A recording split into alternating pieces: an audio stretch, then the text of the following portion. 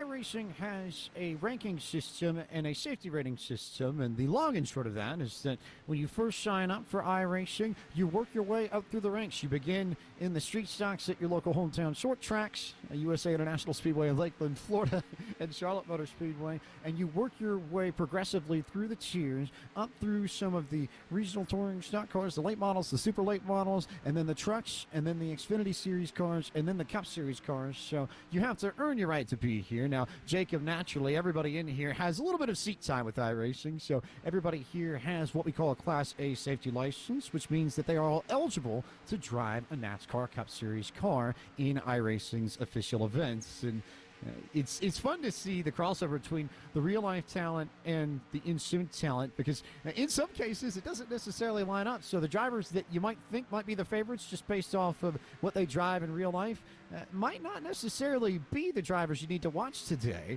And likewise, conversely, some of the drivers who you might not necessarily think would be threats probably are going to have a good shot to win today's race. I've heard a lot of people say, especially with the virtual Atlanta Motor Speedway here that we're dealing with, that it's going to come back to laps and track time, and those that have been able to put in the laps throughout the week or even earlier today to get ready for this, that track time and repetition can really help you out here. It's going to be fun to watch and see if the presumed favorites are in fact going to turn into the favorites when we get deeper into green flag runs and get deeper into this race, of course, as the day goes along. Parker Kligerman, William Byron certainly fast in practice, as you would expect. Can they maintain that through the course of the day, James? We'll just have to wait and see. It'll be a question that we'll find out over the course of 100 laps. But speaking of drivers that might have a shot to win today's race, we're going to bring in one to the booth right now. He's currently trying to throw down a few quick laps as Anthony Alfredo of Richard Childress Racing now joins us in the booth. And Anthony, you actually have a lot more experience on the sim than most of the drivers in this race. So first and foremost, just talk about what you do in iRacing during your downtime. That's a great question there. Sorry about that. I was leaving my Discord chat because I got a spotter for me tonight, which will help out a lot. But I'm looking forward to it. As you mentioned, I spent a lot of time my SimSeats driving simulator. Got a beautiful SimSeats paint scheme on this Chevy Z01 1LE, so I'm excited to race against these guys. And a lot of big names, and I do have a lot of time in the sim, but at the same time, guys like William Byron have a lot as well. I think he's going to be one of the ones to beat. Parker Kligerman and a few other guys also are going to be really competitive, and especially with it being a fixed setup race. It's a custom setup, but everyone's got the same thing. So I think it's going to make for great racing, and it's going to be a lot of fun. And one thing I've noticed is there's a lot of speed to be had just in the draft because everyone's so close to wide open, if not wide open. So it's going to be tight racing. You're going to have to qualify up front and stay in clean air all day to have a shot at it at the end. Now, some of these drivers in today's race own teams in the NASCAR Coca-Cola iRacing Series, and some of these drivers just sort of get on iRacing for fun, but you're pretty heavily involved, Anthony, because you, unlike a lot of the drivers in this field, actually run your own league within iRacing, the Esports Racing League. So talk a little bit about the ERL and what you do on Monday and Wednesday nights.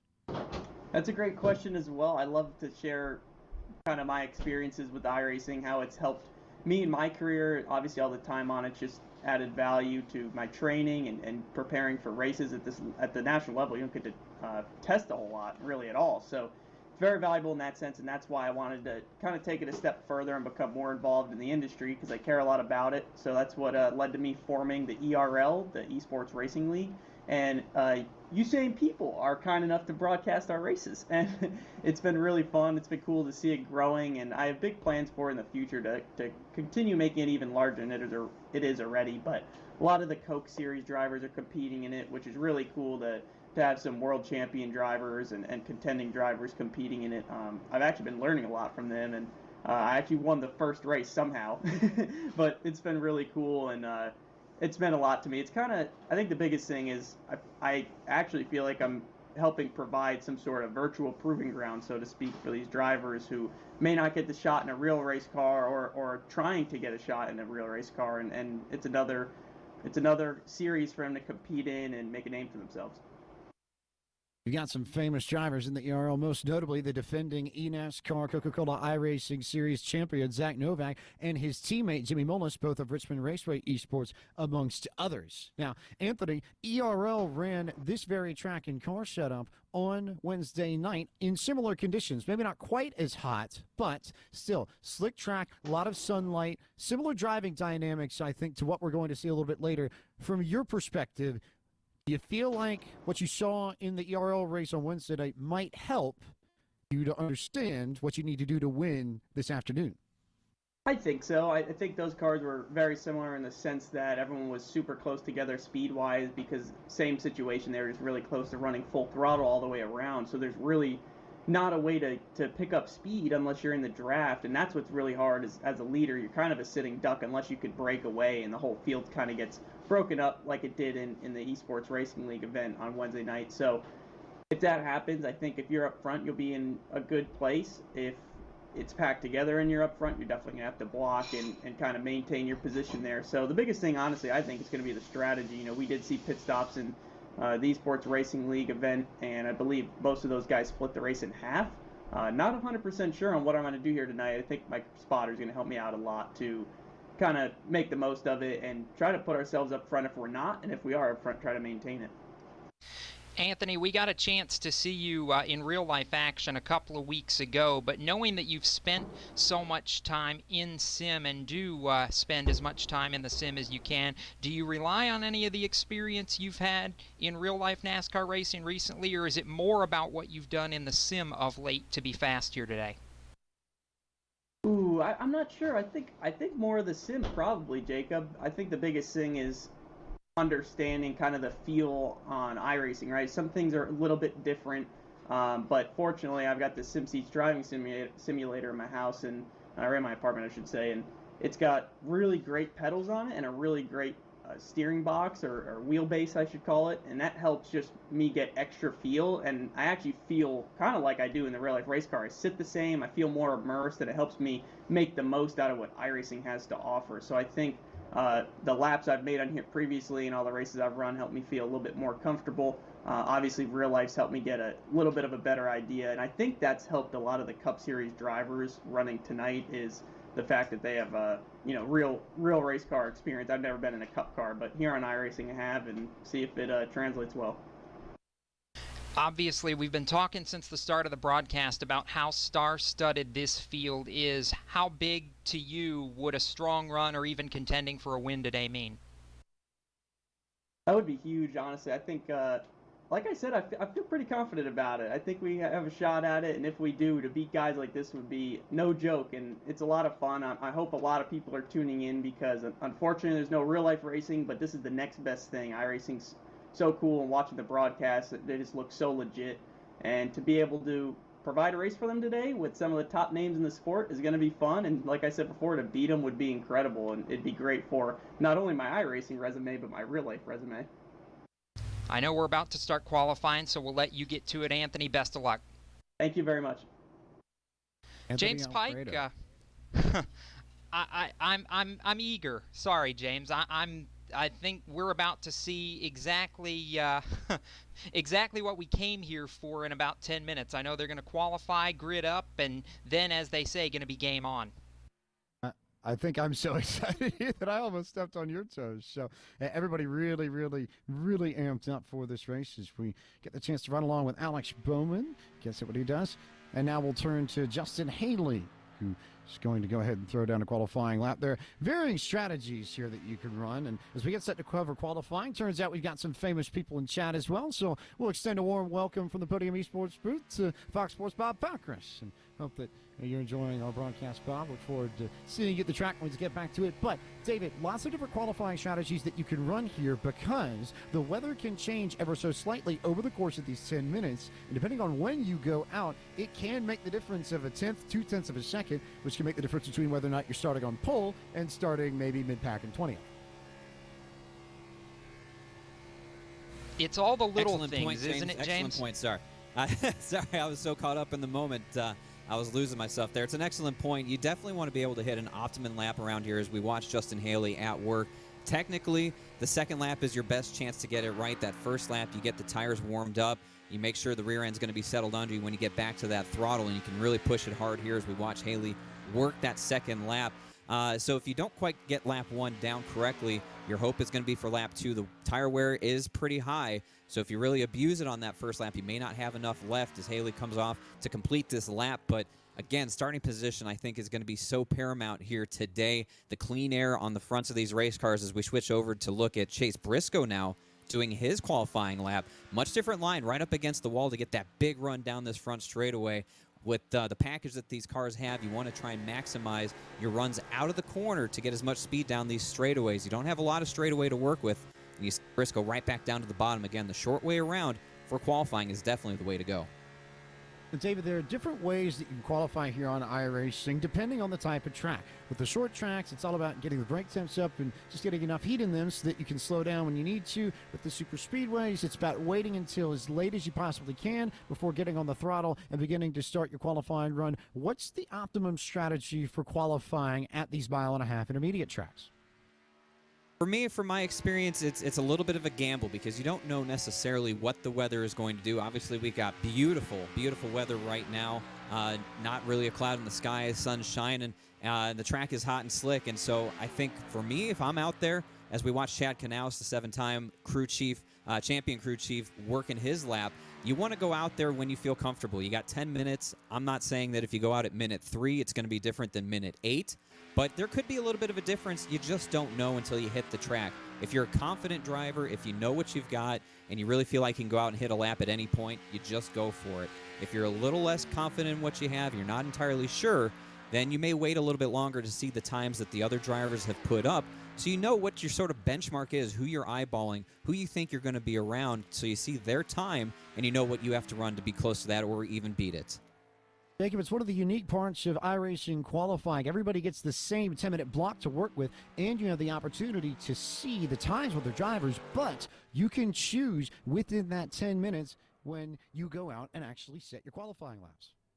Yeah, you do, and that's a big key as we see Kevin Hamlin end up in the wall right at the start-finish line on his lap. But just turn this down for a second. What I'm doing is I'm just streaming the Podium Esports broadcast to my channel here in case somebody doesn't, if you don't have Twitch or you don't know how to operate it. So I'm going to have this running through the entire race here. They're qualifying, and that's it. I'm going to shut the hell up because there's nothing else to say. But I'm going to be sitting here watching the race. I'll be watching in the comments if anybody has anything to say or any questions or whatever, so I can answer you or whatever. But I figured this is pretty cool since there isn't actual racing going on right now. In real life they got this going on, so just wanted to share this with anybody that wants to watch it. But I'm not going to step on Podium Esports toes and try to commentate anything. That's what they're here for, and that's what they're going to do. So, but I'll be here. I expect to see a pretty good race. Should be pretty cool to watch here. You got Dell Jr., Garrett Smithley, Chase Briscoe, TJ Majors, who's the spotter for Joey Logano, Parker Kligerman. Just a lot of really cool, people in here. Real life drivers, spotters, crew chiefs. So it should be cool to watch.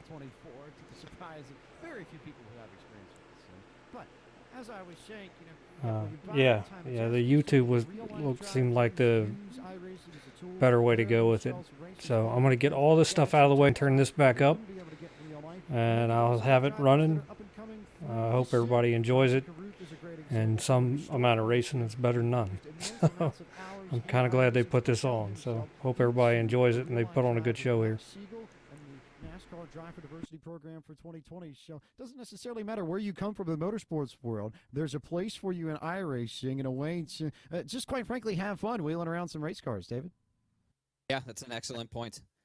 Excellent point. I was watching William Byron's seemingly provisional pole lap there, James, And he did something to remind me of what we saw at super speedways like Talladega and Daytona. He got up to speed up around the high side on that first lap and then pulled it to the bottom on that second lap to make it the fast way around. You used to not see that around tracks like Atlanta Motor Speedway, not until we got into this current package. So interesting to see that, but it was effective as he went about a half a tenth faster than Joshua Williams.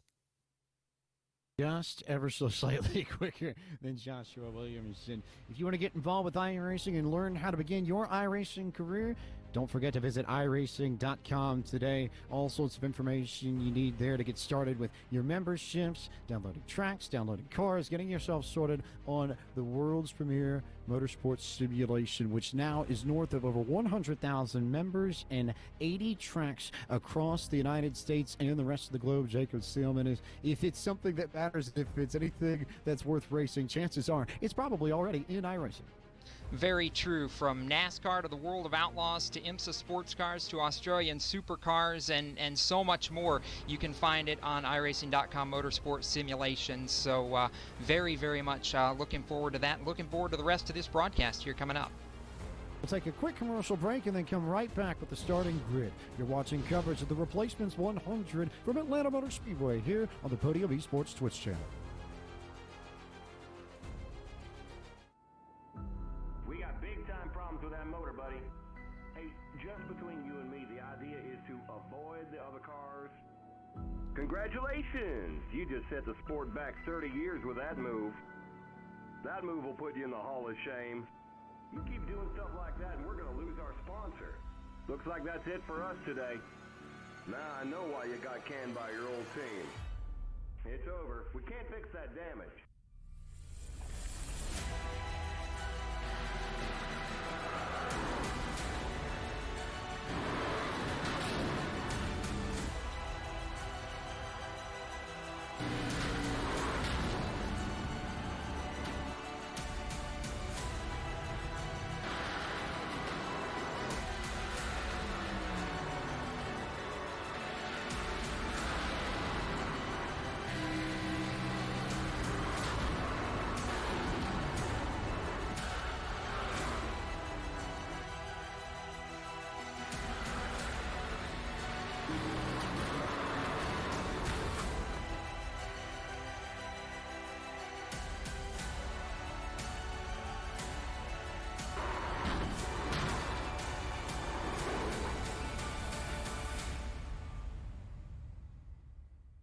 Looks like your car is toast.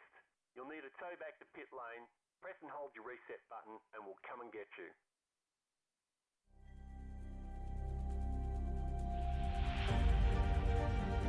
Coming up to the line, being chased, and it was Braden Johnson. Unbelievable finish. It was 1/1000th of a second between them.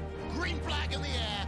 We are racing in the 2020 24 Hours of Daytona. They go door to door for the feature race lead here on the last lap of the race. Side by side for the race lead in the final corner at Homestead. Down the back straightaway, 3 wide again for the race lead. This is unbelievable stuff here tonight. Loma is going to have to be very deep on the brakes, and he is very deep on the brakes. It's side by side through the corner. This is for the win. It'll be side by side. Davies low, Ottinger high. To the very inside is Garrett Lowe. 4 wide at the stripe.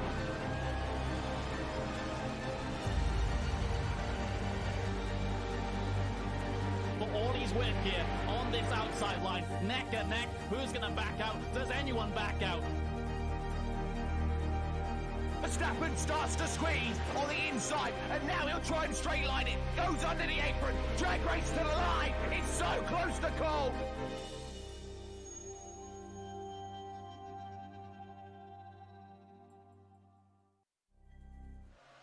Welcome back to Podium Esports coverage of the Replacements 100 from Atlanta Motor Speedway. It's time to take you through today's starting grid and tell you where your favorite driver will be getting this afternoon's race.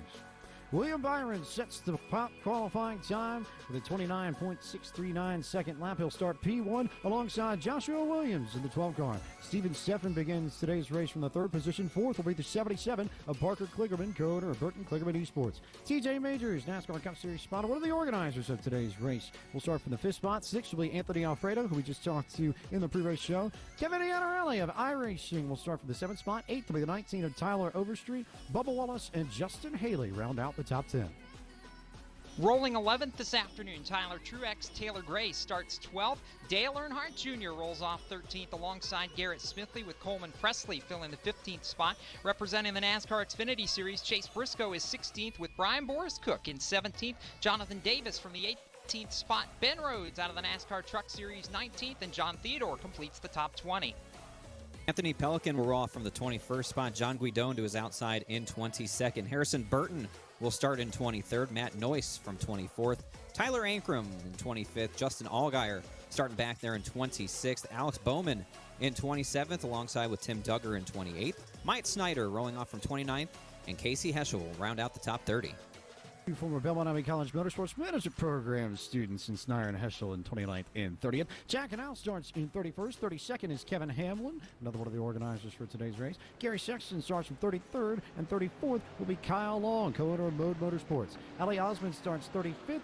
Noah Gregson and Judd Danielson start 36th and 37th on today's grid. As we look at the track facts, this is Atlanta Motor Speedway in Hampton, Georgia, a 1.54 mile, 2.48 kilometer circuit that opened in 1960. There's 24 degrees of banking in the corners, 5 degrees of banking on the straights. We go for 100 laps, 154 miles, 248 kilometers today in sim. It's about 3:45 p.m. And Jacob, we have a race on our hands.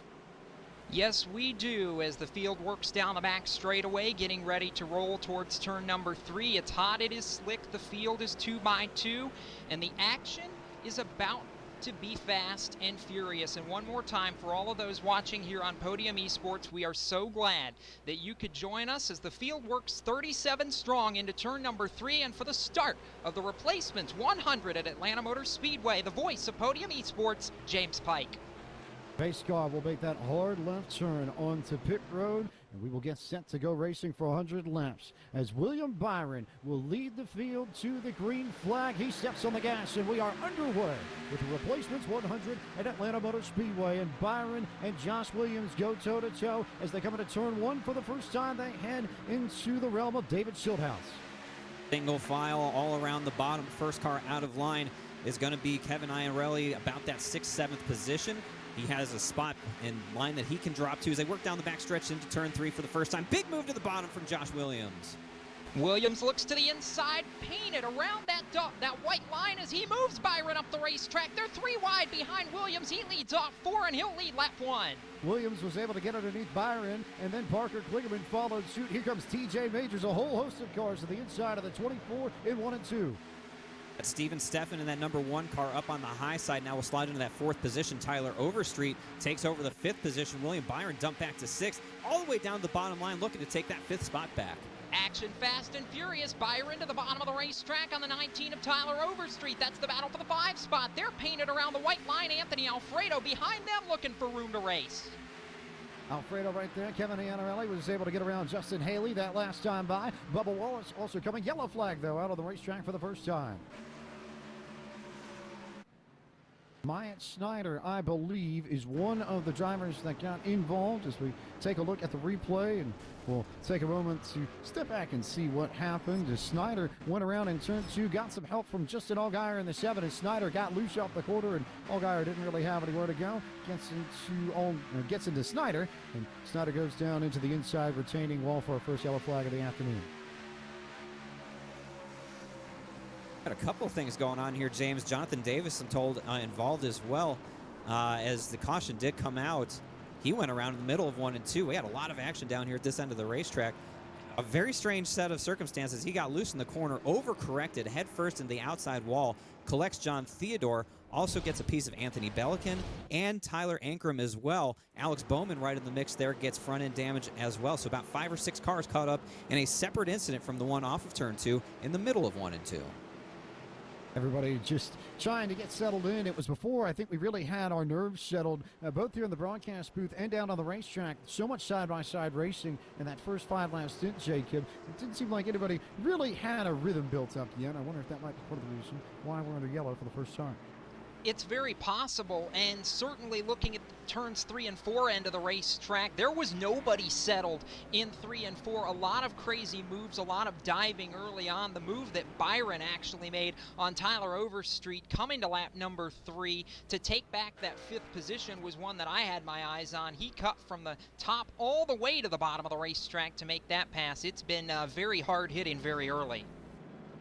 As we see drivers come down pit road, starting to see the pit strategy, and surprise, surprise, Dale Earnhardt Jr. is the first one who comes down pit road for service from the 13th spot. Looked like a lot of drivers behind him came down for fuel and tires, so we'll have a split. Looks like the top 12 will be on old rubber, everybody else behind Junior, and the crowd that will come on pit road will be on 4 fresh Goodyear Eagles. David Schulthouse. Not a bad strategy at this point. Tire wear, like we talked, is at such a high degree at this racetrack. Old worn out surface, bumpy, really tough on the rubber here. So I think it's a good play for the guys who didn't get damage. Obviously, the guys caught up in that wreck need to come down and get some repairs affected to their vehicle. But for the guys who didn't get damage in that, guys like Chase Briscoe, come on down, get 4 fresh tires on that car, and you're going to have a little bit of a grip advantage here. He lost a little bit of track position, but again, if this thing goes green for a while, he's really going to be in a good spot. Dale Earnhardt Jr. as well, taking advantage of that opportunity. Even 5-lap fresher tires here, James, can be a huge advantage.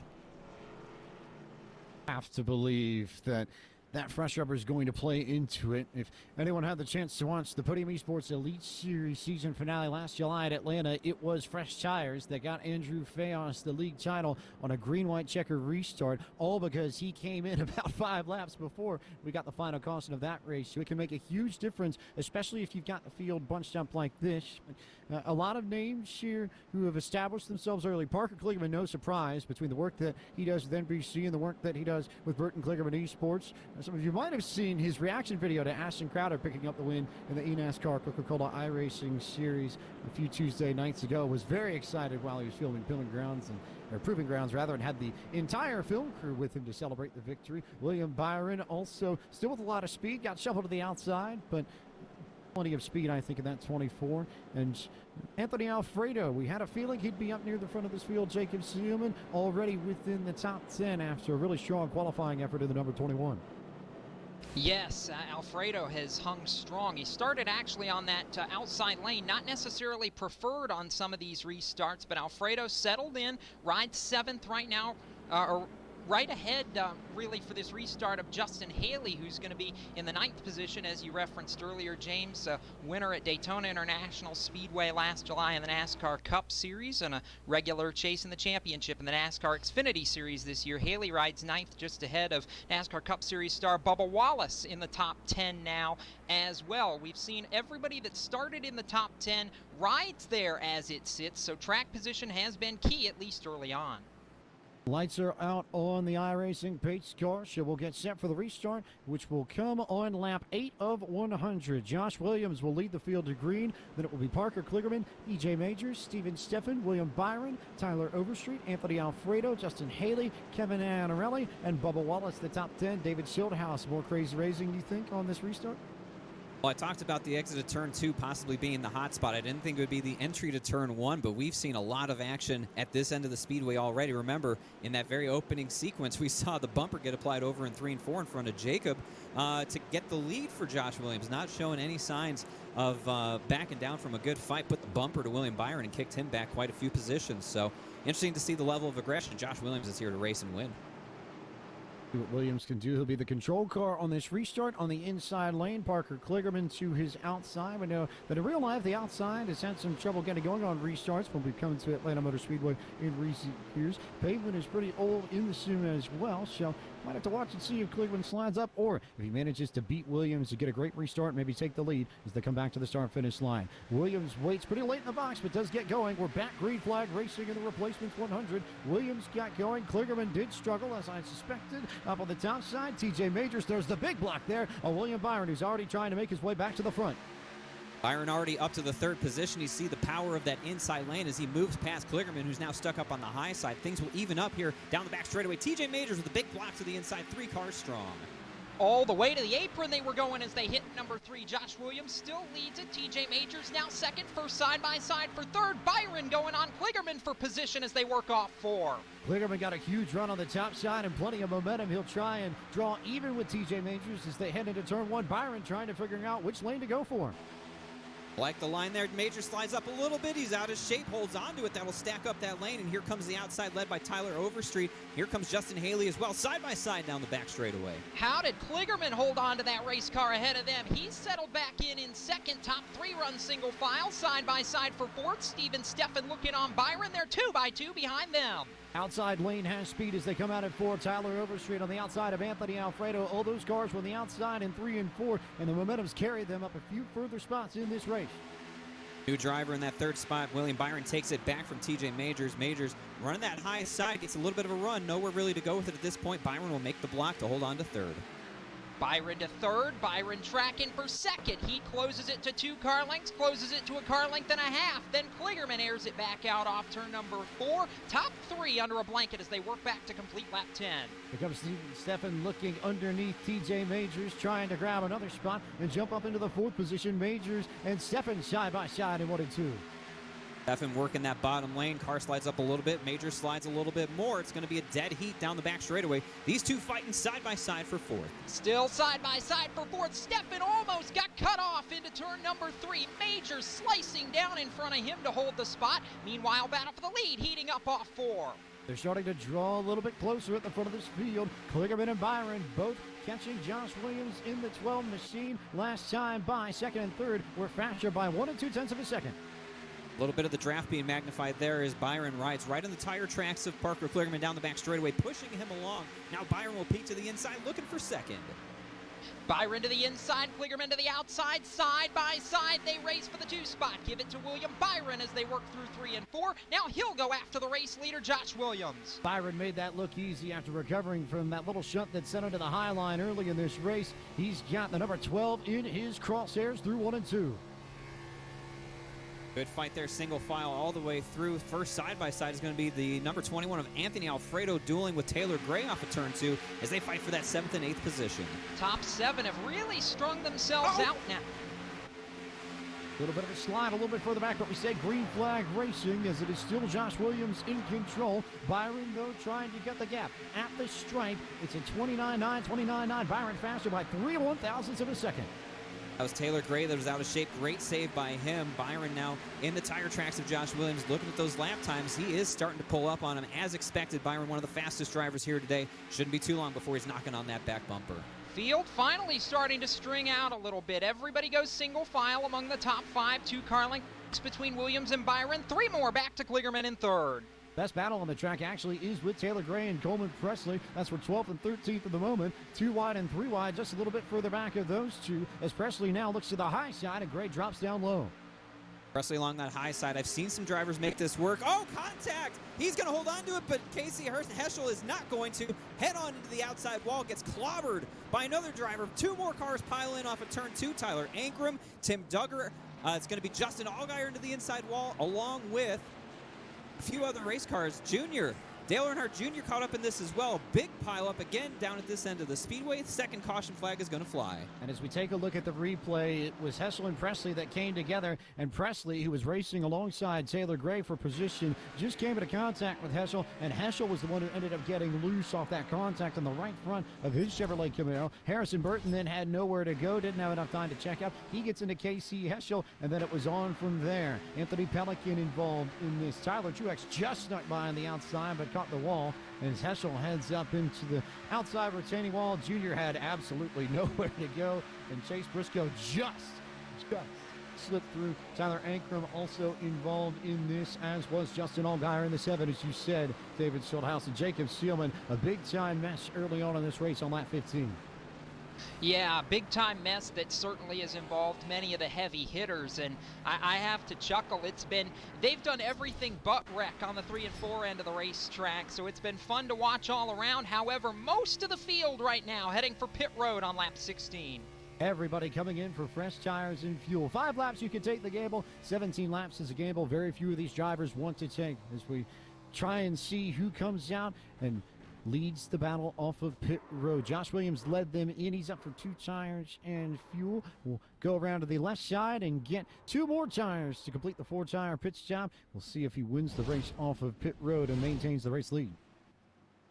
Down and away. Looks like it's going to be all in the hands of Josh Williams. The crew gets the job done. Steven Steffen will lead him off in the 2nd position. TJ Majors 3rd. It was a dead heat between Kligerman and Overstreet, but I believe we'll give the 4th position to Kligerman, put Overstreet back to 5th. 4 tires and fuel, the call right now for all these drivers after the amount of laps that they ran, James. Makes sense to do that. You don't want to take any chances. No point in taking 2 tires for track position this early on. David, you're the one with the most driving experience in here, even though all of us have spent a little bit of time racing on iRacing, but you know the difference between old tires and new tires here in Atlanta better than anyone else. So just tell us, why is it so important to have fresh rubber underneath your car, especially when the track's so hot?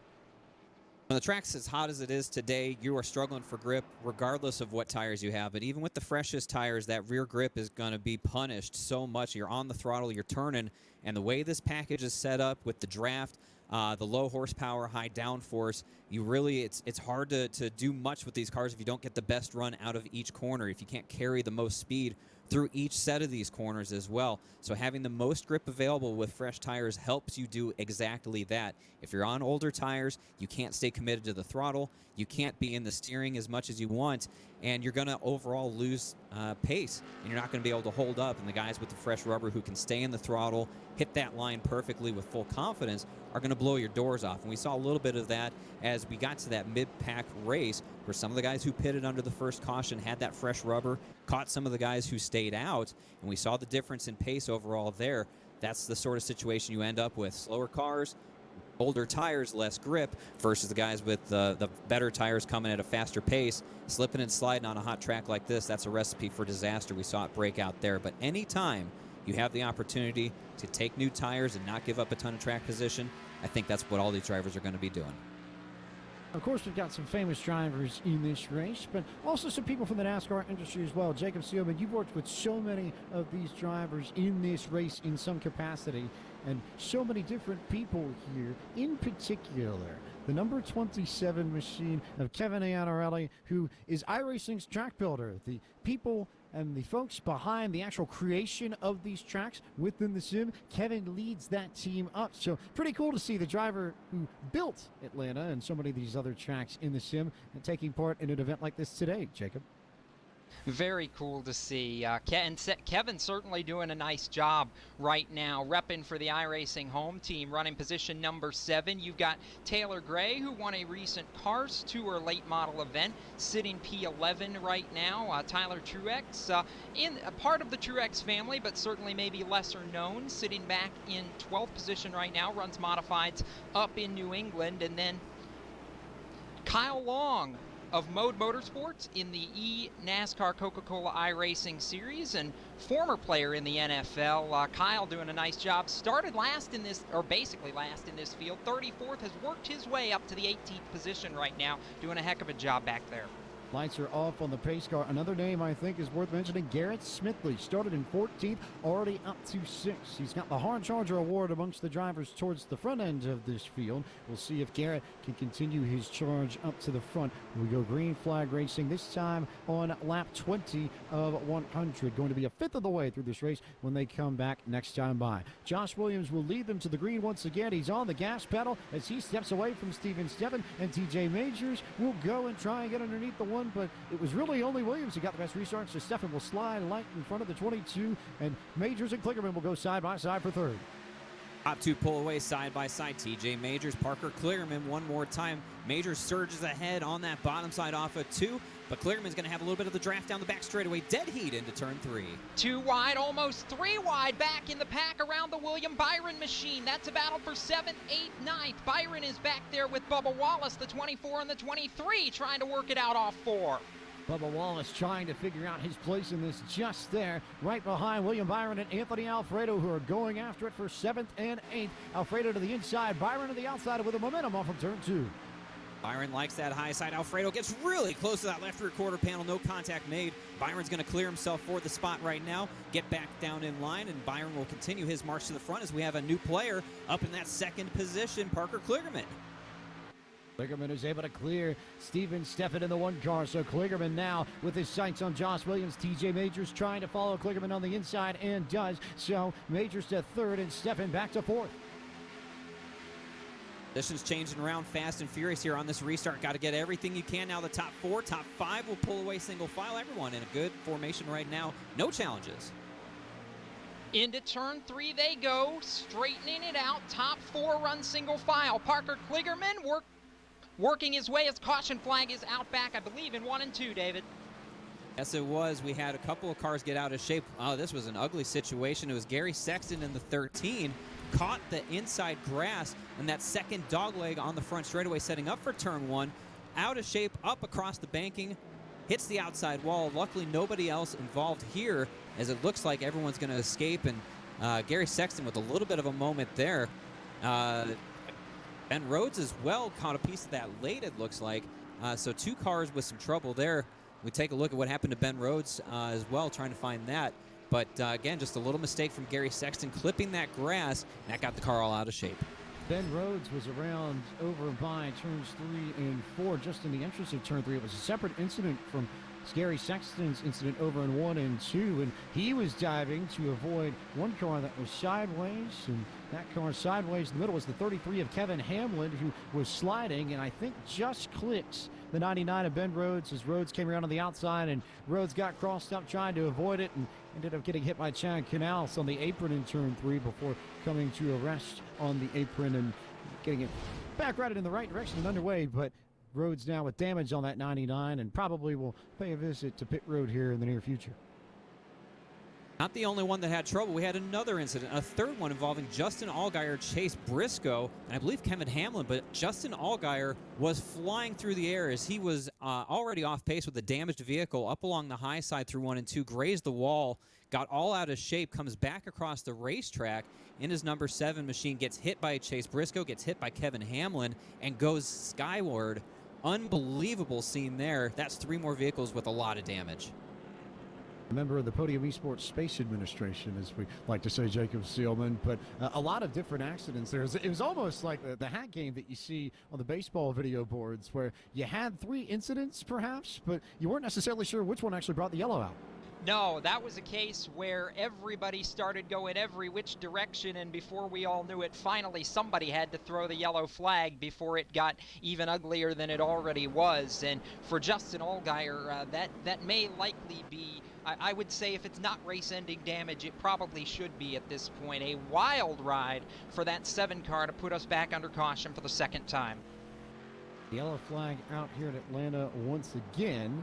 And while we have a moment, we'll tell you about all the things you can expect here on the Podium Esports Twitch channel and across the world of iRacing within the next week. It starts off with the eNASCAR Coca-Cola iRacing Series, regularly scheduled event from Homestead Miami Speedway, Tuesday night, March 17th, 9 p.m. Eastern. Start for that is Evan Pasoko, Tim Terry, and Randy Cheneth of the iRacing team will bring you action, the premier eNASCAR competition in iRacing, and that'll be on iRacing's Twitch channel, their Facebook page, and the iRacing Esports Network on YouTube. Then Wednesday, our double header here on the Podium Esports Twitch channel. It's Anthony Alfredo's Esports Racing League Premier Series, also from Homestead, Miami at 7:40 p.m. Eastern, before the second race of the Cars Esports Tour will come to you from Richmond Raceway at 9 p.m. Eastern, and the winner of the late model stock races and super late model races in that event will win free tickets to the spring race weekend of the Toyota Owners 400 at Richmond Raceway in real life. So if you want to sign up for that, more information available on www.podiumesports.com. Then our friend Ryan Vargas is setting up a race that we'll have more information on in the coming days, but you'll find that at 7:30 p.m. Eastern here on the Podium Esports Switch channel on Thursday night, before we're back on the iRacing Esports Network on YouTube Friday night, March 19th at 9:15 p.m. Eastern for the 3rd round of the Porsche Club of America Sim Racing Series from Virginia International Raceway. For more information on Podium Esports, you can head to our website, www.podiumesports.com, or follow us on Facebook, Instagram, or Twitter to keep up with everything going on in the Podium Esports universe. Restart will come here next time by. It'll be lap 27 of 100. Josh Williams still your race leader, then Parker Kligerman, TJ Majors, Steven Steffen, William Byron, Tyler Overstreet, Garrett Smithley, Anthony Alfredo, Bubba Wallace, and Kevin Iannarelli, your top 10, David Schildhouse. Wild action here as we pass the quarter-way mark in this race. We've seen the bottom side work from some guys, the top side work from others. I think you're taking a big risk when you make that move to the outside, considering how loose this setup is, especially on the early portion of the run. You're really putting a lot of faith and trust in that guy on the bottom lane to keep his car under control, not push up. If that rear end steps out, hopefully he can make a big save, but that's what makes it so exciting. Waiting for the pace car. One of the most anxious moments, I think, as a driver, that moment right before you get the green flag racing, is you're just holding at 70 miles an hour, or 65 in this case, as these cars go 2 by 2 by 2, and Josh Williams has control of this field. Once again, it gets going, and it's still the outside lane that has trouble. Clearman doesn't get going. Here comes William Byron to the inside, back at about 5th. TJ Majors and Tyler Overstreet will try and slip underneath Kligerman as they go into 1 and 2 and run down Josh Williams to get the race lead away. New player up inside the top 10, Garrett Smithley in the number 51. Give a call to him, currently holding down that 7th position as Williams leads the train down the back straightaway side by side for 3rd, 4th, 5th, and 6th. Into turn number 3, side by side from 3rd on back. Caution flag waving again, though. Trouble behind them. This time again off of turn 2. Another one off of turn 2. It looks like it's going to be John Guidon in the number 14. Trying to get up to speed, comes up the racetrack. Oh my gosh, makes contact with Chad Knaus as if Chad hasn't had enough problems today. Those two cars come together off the exit of 2. Guidon comes back across the track, gets into Tim Duggar. Alex Bowman grabs a piece of that as well off the back of the 31. So another 4 or 5 cars here, James Pike, with damage on these restarts. These are very tough times. I think, a few more. Ben Rhodes, Jonathan Davis is well caught up, along with Matt Noyce. So these cautions, James, are coming out, and guys are having a lot of trouble getting slowed down. I think the interesting thing was that towards the end of this, there was contact a little bit ahead of Knaus in the racetrack that created a chain reaction. It was with Jonathan Davis, who got into Tim Duggar and then collected Ben Rhodes in the 99, who then backed into John Guidon. And that sent everybody in the back of this pack flying, as the 87 of Matt Noyce, like you said, had absolutely nowhere to go. So a lot of knock-on effects within this yellow flag. Just the compounding effect of a slick track, guys trying to get to the brakes, not really sure where these cars are going to go, as it looks like the takers on pit road this time by are going to be most, if not everybody, involved in that caution period. More damage to fix. We talked about Chad Knaus, the troubles he's had here today, not necessarily of his own making, just wrong place, wrong time. Chase Briscoe, somebody that we saw up inside the top 10 earlier today. A lot of damage to the front end of his number 98 as well. Tough breaks for these guys. We've seen some good racing and we've seen some crashes, and again, I think that speaks to the varying degrees of skill within this field.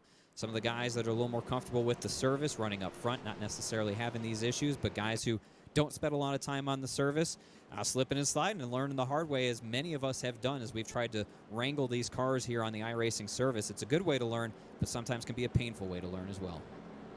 One name that we're seeing right now still hanging up in the top 5 and qualified very, very well earlier today, a name that many might not be familiar with, is that one car of Steven Steffen. Sits 5th, qualified 3rd, but a travel liaison for Junior Motorsports in the NASCAR Xfinity Series, taking it to some of the very much heavy hitters in this field. Josh Williams, TJ Majors, Parker Kligerman, Tyler Overstreet, and then, oh hey, there's Steven Steffen. So he sits very nicely in 5th right now. We mentioned Kevin Iannarelli earlier. He's back to 11th right now, and looking a little bit further down the list to another driver who has slowly started to jump up, and I really don't believe we've called his name much yet today. Myatt Snyder, representing the NASCAR Xfinity Series, has jumped up inside the top 20 after starting 29th. He sits 18th.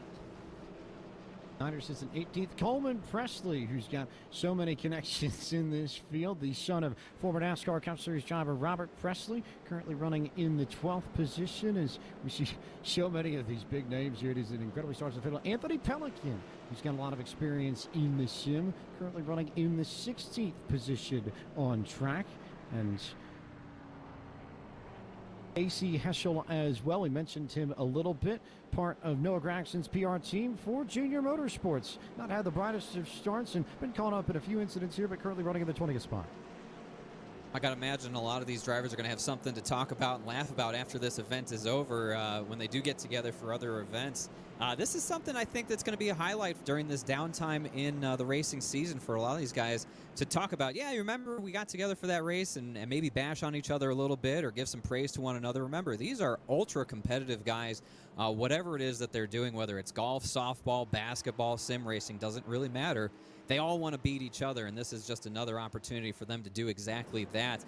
So I know whoever comes out of this with the win is going to have some bragging rights, but anyone who may have found a little trouble around Atlanta Motor Speedway today might catch a little bit extra flack from the rest of their friends.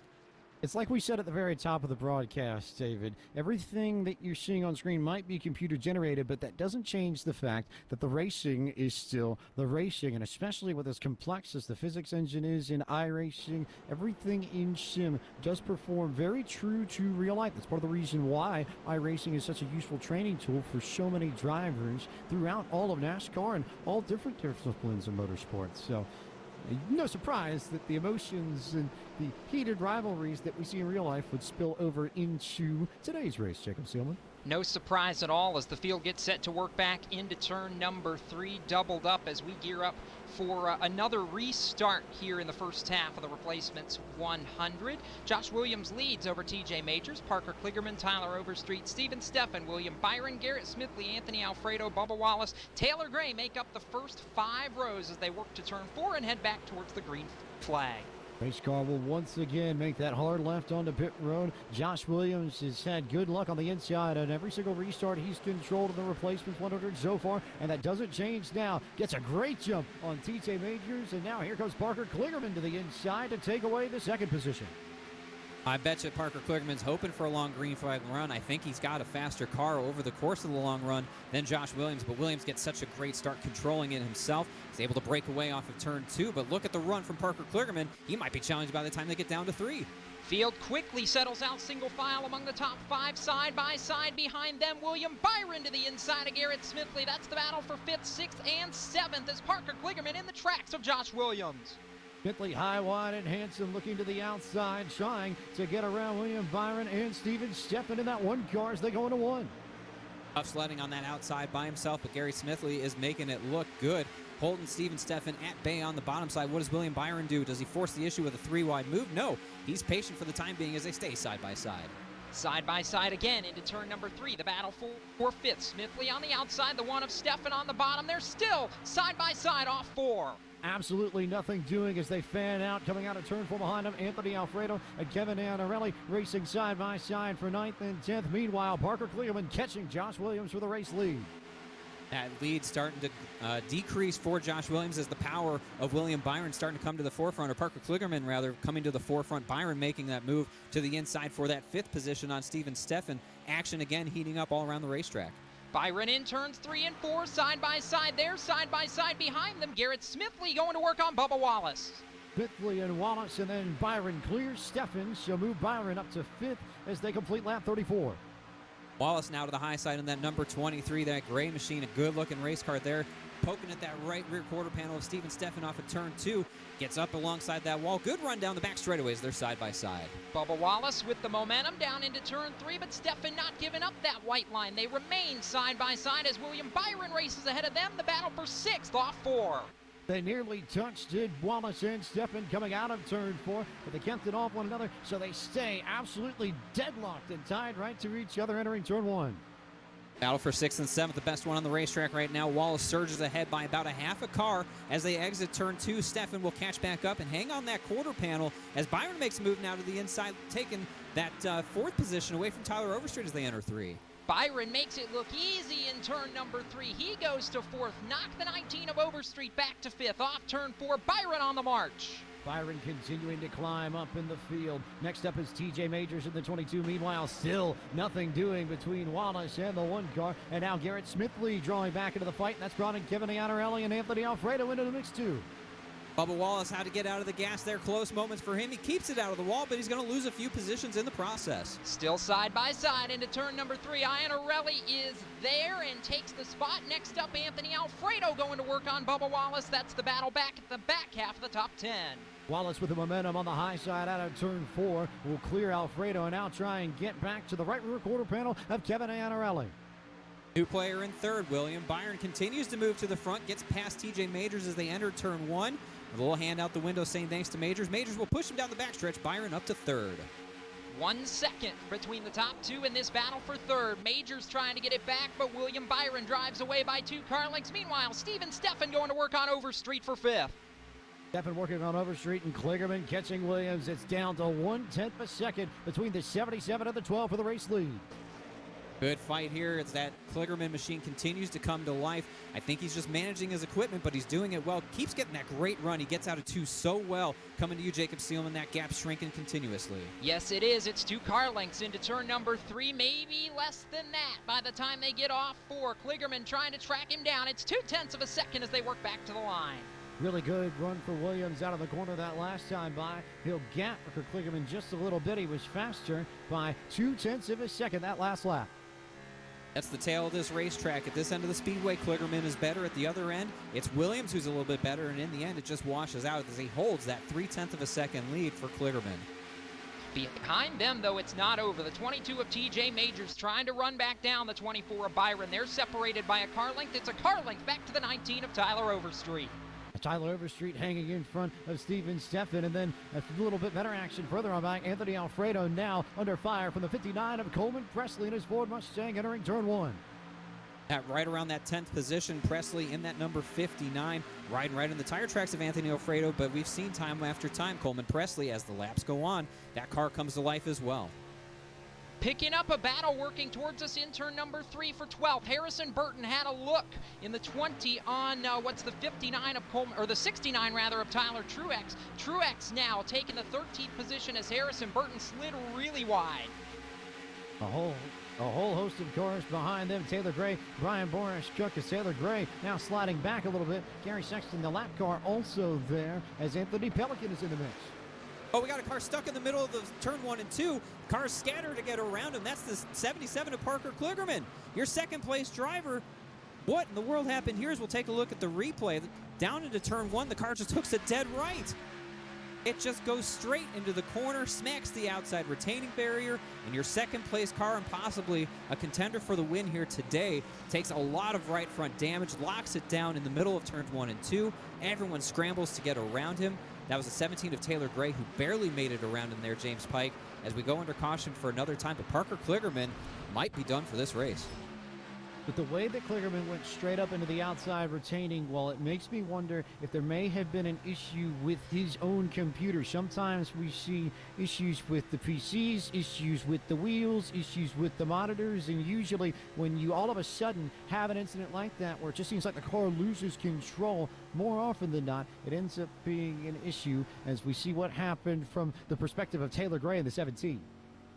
Great evasive maneuver there from Taylor Gray. Caught a piece of the wall, and it is confirmed by the driver himself, Parker Kligerman, that he did have an equipment malfunction that caused what happened to him there going straight into the corner. It was eerily reminiscent of a right front tire going down.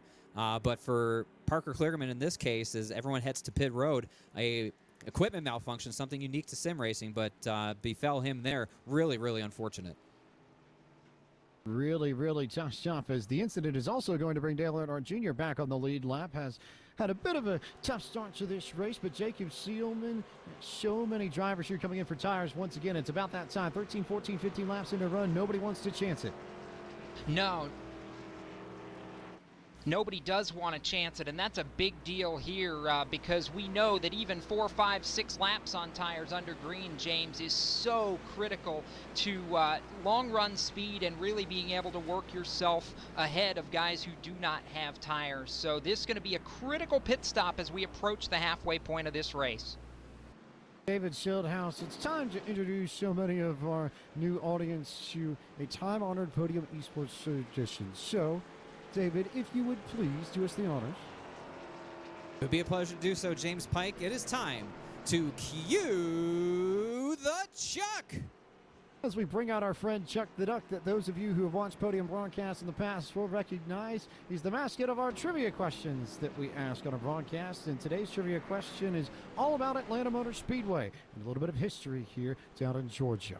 What we want to know, make sure you punch it in chat and let us know, who is the driver that holds the record for the closest margin of victory at a NASCAR Cup Series race at Atlanta Motor Speedway. It was a great finish. I remember watching it live that day, and certainly one for the ages that you can replay on social media over and over and over and over again. So tell us who was responsible for that in chat, and we'll tell you the answer to the Chuck the Duck trivia question a little bit later in today's broadcast. Jacob Seelman, I turn to you now just because I feel like we still haven't touched on everybody in this race, and I think there are definitely a few more names that are worth mentioning, and I'm going to turn my attention to Brian Boris Cook in the 63 machine. Brian Boris Cook. 1-3 name, but more importantly, he is the head of communications over at Joe Gibbs Racing, so anything with regards to the press releases that you see from JGR, anything that involves their drivers, usually Boris is somehow involved some way. Indeed, and the way I've heard it described for many years, James, is the jack of all trades at Joe Gibbs Racing and master of a select few for Brian Boris Cook, but certainly one who is very well known and very well liked all throughout the NASCAR garage area. I think I'd be hard pressed to find somebody who doesn't know him, if not by name, certainly by face and by reputation. Great to see him in this field as we roll through, and one of those names that, like you mentioned, maybe people don't recognize the name at first glance, but certainly has played a big part among the industry. A tremendous part amongst the industry. Chances are, whether or not you realize it, you've seen some of Boris's work at some point over at JGR within the past days, weeks, months, who knows. He's all over the place at Joe Gibbs Racing. But the restart is coming, about to hit the halfway point of today's race. Lap 47 when they take the green flag. It will be Josh Williams still in control of the restart. Then William Byron, TJ Majors, Steven Steffen, Garrett Smithley, Tyler Overstreet, Kevin Iannarelli, Anthony Alfredo, Coleman Presley, and Justin Haley, your top 10. Field working into turn number 3 now, and this front row is going to be interesting because now we're setting it up to just about how we started this race. Only in reverse. They started Byron inside, Williams outside. Now it's Williams the control car with Byron to the outside as they work into turn 4 for a restart. And can anyone get a restart to match what Josh Williams has been getting on the inside just about all race long? Pace car pulls off. Williams goes again. Byron got a decent restart, so he'll be alongside TJ Majors, at least heading into the corner. And then Steffen and Garrett Smithley with a huge jump as Iannarelli slides back. New player inside the top 5. It's going to be Garrett Smithley in that 4th position, watching TJ Majors and William Byron duel through turns 1 and 2. Majors goes ahead with the push from behind down the back straightaway. Big wreck in the back that might wing out the caution flag. We'll wait to see if it comes, but Kevin Iannarelli was the first to go around, and Iannarelli brings out the yellow. He made contact with someone. I think someone might have bumped into him. We'll take a look at the replay and see what happened, but it was the 11 of Justin Haley that got loose. He just clipped Iannarelli coming out of turn 2. They were both trying to run up to that high groove where the momentum is coming out of the corner. They wanted the same real estate, and then it was Haley who also got into Bubba Wallace, who got into Iannarelli, and then it was on from there. Taylor Gray had nowhere to go. Gary Sexton slides down to the inside and runs into Taylor Gray, who has nothing to do. A few more cars involved. Justin Haley and Casey Heschel swept up in this. Harrison Burton doing a nice job to clear all this on the outside as we take a look at Dale Earnhardt Jr.'s on board to show you what happened from the driver's perspective. I'll tell you, just taking a look at this, and you'll see what Dale Jr. saw. This really starts, like you said, with Kevin Iannarelli going through 1 and 2. Comes up off the bottom a little bit more than Haley was allowing or expecting him to do. And that right rear to left front contact got the 11 machine of Justin Haley all out of sorts. And they just stack it up from there. You see Dale Earnhardt Jr. just sneaking through in really the best way possible, getting on the binder, slowing the vehicle down, and not trying to superhero his way through that thing. So nice job by Junior to avoid that mess. But that's another big one. It's going to create a lot of damage on a lot of race cars and possibly take a few more out of this thing. We've seen a lot of action in 1 and 2, probably more than maybe even I anticipated. But again, fresh tires, cold tires on a restart, and for Justin Haley, just nowhere to go. Superheroing through incidents. David Schildhouse. Now, maybe I'm a bit mistaken, but your Twitch feed was pretty entertaining on the eNASCAR iRacing Road to Pro broadcast last Tuesday night. You may or may not have superheroed your way through an incident at the end of your race yourself. And tell us what it's like when you're sitting there in a pack, you have all this happening in front of you, and you have no idea what the right move to make is. I appreciate you bringing that up. That was a heart-stopping moment for sure, and everybody who was on the Twitch stream at that point saw it, and I think a lot of people have seen it on Twitter since then. But, you know, we're sitting in the back of the pack at Daytona, and I said out loud as we're working halfway down the back straightaway, boy, I hope we just need a big wreck and maybe we can make up a few positions, and certainly that's what happened. Instinct takes over at that point. You don't have a lot of time to react or make a choice in where you're going to go. I knew it was going to be in my best interest to pull it down onto the apron and then just see how everything played out, and through circumstances mostly out of my control, a pathway opened up. I screamed Moses, and we came home in a 5th place position. But, you know, those sort of, moments in sim racing, it's a lot of luck, but a little bit of positioning as well when you have to read where these cars are going to go. With enough experience, you can do exactly that. Slowing down always helps, but if you don't have the ability to slow down, at least put your car in a position where you think you're going to miss it the best. And if the seas part, you work your way through, you feel like a superhero. And if they close up and you wreck, well, 9 times out of 10, that's how it goes, and you move on. Very entertaining. If you haven't had the chance to check that on David's Twitch. Schildhouse D, if you want to jump over after our race and see what happens. But Jacob Seelman, a lot of fun here, and I think a lot of interesting moments that you get in sim racing, which differ a little bit from what you see in real life, but at the same time create sort of unique little treasures like David's incident last Tuesday night that sort of carry on in the memory for those of us involved in the community on a day-to-day basis. Oh, we've had some treasures over the course of the years on iRacing, both as far as on-track moments and perhaps some little treasures that have happened visually and verbally as well. One comes to mind. As soon as you said the word "little treasures," I thought to myself, "Oh, Malik Ray's got a few of those." If you know Malik of NASCAR Coca-Cola iRacing Series lore, you know exactly what we're referring to. But I'm looking at this grid, going, "Heck, Junior got back on the lead lap a couple cautions ago, and at the rate we're going, he sits back inside the top 20. He may still have a shot at this yet before this day's over." I have a feeling that he might just be biding his time and waiting to pull a closer move a la Kevin Harvick to show up right at the end of the race when it matters the most. Restart coming here on lap 52 of 100. It will be Josh Williams again in control. TJ Majors now the car in second to his outside. Then William Byron, Garrett Smithley, Tyler Overstreet, Steven Steffen, Anthony Alfredo, Coleman Presley, Anthony Pelican, and Alex Bowman, your top 10. And I will echo Jacob Simmons. If you haven't had the chance to go see Campaign Ray, Malik Ray, driver for Joe Gibbs Racing in the NASCAR Coca-Cola iRacing Series, he is the best hype man confirmed, as iRacing's Twitter put it a few days ago. Yes. And some of his best clips are thoroughly entertaining and couldn't recommend them enough. If you want to see somebody who really does love sim racing top to bottom, Malik's a pretty good place to start. I know he's active on Twitch streaming, it seems like every day, as are a lot of these other big-time drivers. Big and small, you can get involved no matter which way you see fit. As Josh Williams will wait, TJ Majors comes down to the inside and tried to read the restart as best he could, but still to no avail, because all of a sudden Williams shot out of that restart zone like a cannon, and William Byron is coming with him to second. It was an all-spotter front row, and Josh Williams got it right. William Byron will take advantage of the slip-up from the outside lane, take over third. Overstreet, or up to third, rather. Byron in second, and now they're side-by-side for fourth. Anthony Alfredo playing in the top 5 now.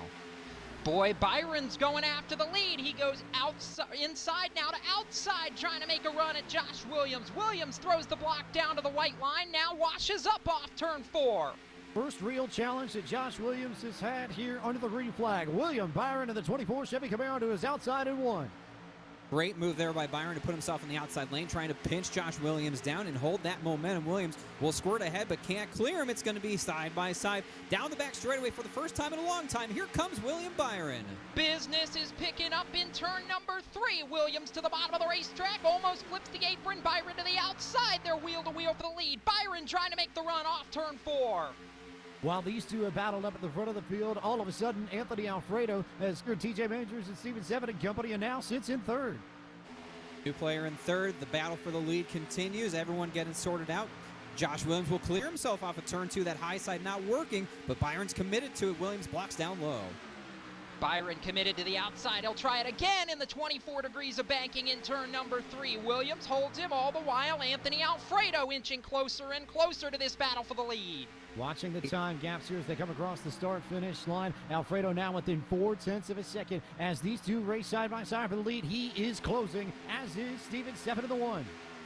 Battle for the lead, battle for third as well. Steffen side by side with Alfredo. Now to the inside goes Steven Steffen, blocking all the way down to the white line, Josh Williams. Big block thrown by Williams. Byron tries to cut underneath him. Side by side behind them. Steffen the advantage down low for third. Battle for first, battle for third. William Byron will regroup. Now Anthony Alfredo with momentum on the top side. They're still wheel to wheel for that spot. And Tyler Overstreet will jump in there, but Alfredo will slide in line behind Steven Steffen. Steven Steffen, great run, clears himself for that third position. Here comes Alfredo with a run out of 2. What can he do with it? No blocking there this time by. These drivers are aggressive, though, as they stay single file. So, single filed out now among the top 5 or 6, James Pike, and I've got to imagine this is where everybody's starting to bide their time, settle down, and really gear up for hopefully a bit of a longer run here. That's what you thought, and then Anthony Pelican, Alex Bowman, and Tyler Truex said, you know what, how about not? Side by side, 11th, 12th, 13th, and Harrison Burton in the mix too. Alex Bowman way up high there, had to get out of the gas, loses another spot to Truex. Here comes Harrison Burton, looking for one more spot as well. Burton to the bottom of the racetrack in turn number 3. Can't quite hook that white line, but he'll go to the inside as Bowman scrapes the wall, loses momentum, keeps it going off turn 4. What was a 4-car battle now becomes a 3-car battle as Anthony Pelican leads this mini group with Coleman Presley in the 59. Presley's had an up and down day, leads the field through 1 and 2, or this pack through 1 and 2. Anthony Pelican hot in pursuit, looking for a run off of 2. The rear end starting to wiggle a little bit on these cars. I like it. They're starting to get a little bit loose. How about the rebound by Parker Kligerman, back up to the number 8 position after his problems earlier, tracking down TJ Majors in 7th, while Josh Williams still leads out front.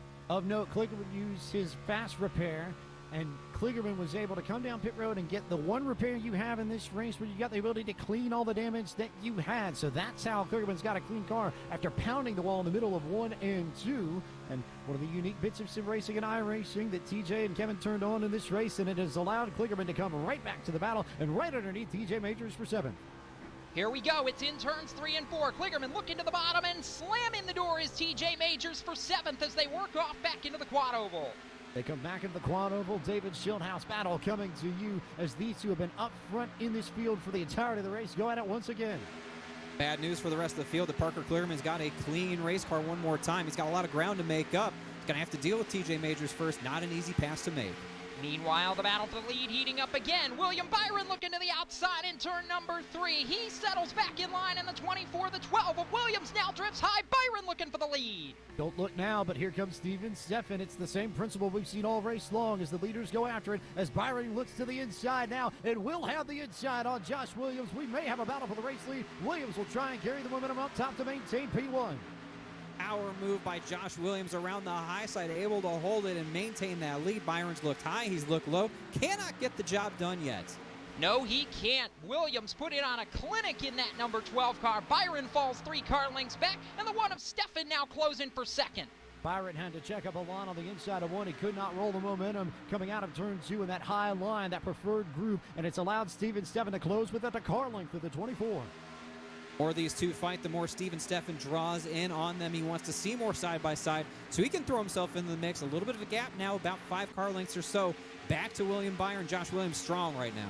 Settling it out now, just a little bit, everybody trying to regroup. Top 5 or so run single file. It's about 4 car lengths between the top 2. Meanwhile, there's still a great fight between Harrison Burton, Justin Haley, Dale Earnhardt Jr., and Boris Cook. 11th, 12th, 13th, 14th, 15th, if you include Anthony Pelican just up the road, side by side. Best battles on the racetrack of the top 20 right here.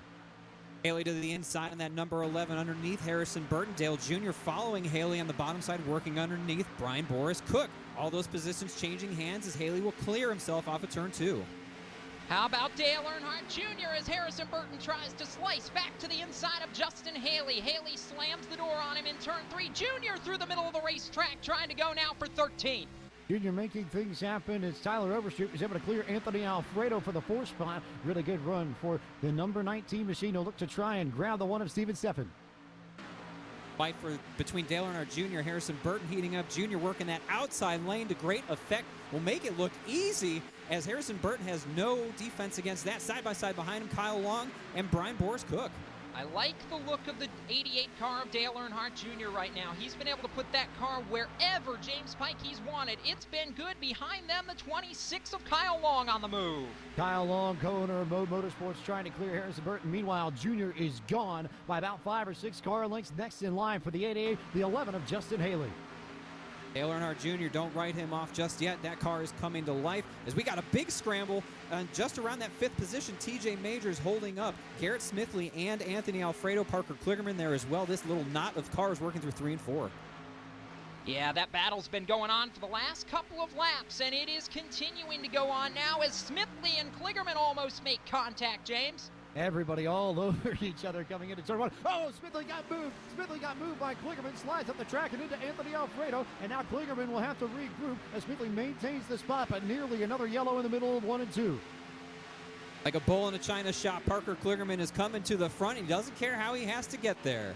Nah, Kligerman's been bullying his way back towards the front of the field over these last couple of laps, on the move and trying to make every track he can. Behind him, the 59 of Coleman Presley looking to the inside. Coleman Presley now trying to take the spot away from Anthony Alfredo in the 21 machine. Alfredo still trying to regroup after that wild moment 1 lap ago. And Tyler Truex in the 69 also coming for the 21 down the backstretch. This has been a great fight. These guys really sorting it out. You see the true handling characteristics of this car coming into play, Jacob, as they work through 3. Look a little bit unsettled right now. Yeah, let's pick up Parker Kligerman. He is trying to make that 77 do some work. He is closed on Garrett Smithley. That's the battle for 6th across the line. The redemption story of this race, the 77 of Parker Kligerman out of Burton Kligerman Sports, now right on the rear deck lid of the 51 Chevy Camaro of Garrett Smithley to get his spot back into the top 6. I'm not sure it's going to be pace alone that helps salvage this day for Parker Kligerman. Might need a yellow flag to make up some of that track position. Yeah, Kligerman really was closing on Smithley. Now it's back to about 3 car lengths as they work off 4. 3 car lengths more up to TJ Majors. Really, really strong run for Smithley off the corner. Meanwhile, Anthony Alfredo now looking to try and get the spot back from Coleman Presley and try and take 8th away, and Tyler Truex is there as well. Don't forget about Tyler Truex in that 69 holding down that 10th position, watching Alfredo and Coleman Presley battle. Alfredo thinks he has a little more pace, but he just can't get up to him and pass him as these tires continue to wear, slipping and sliding all around Atlanta Motor Speedway. Battle behind them, the 26 of Kyle Long on the move for 13th on Dale Earnhardt Jr. Long washes up Jr. to the outside. Bubba Wallace in this mix as well.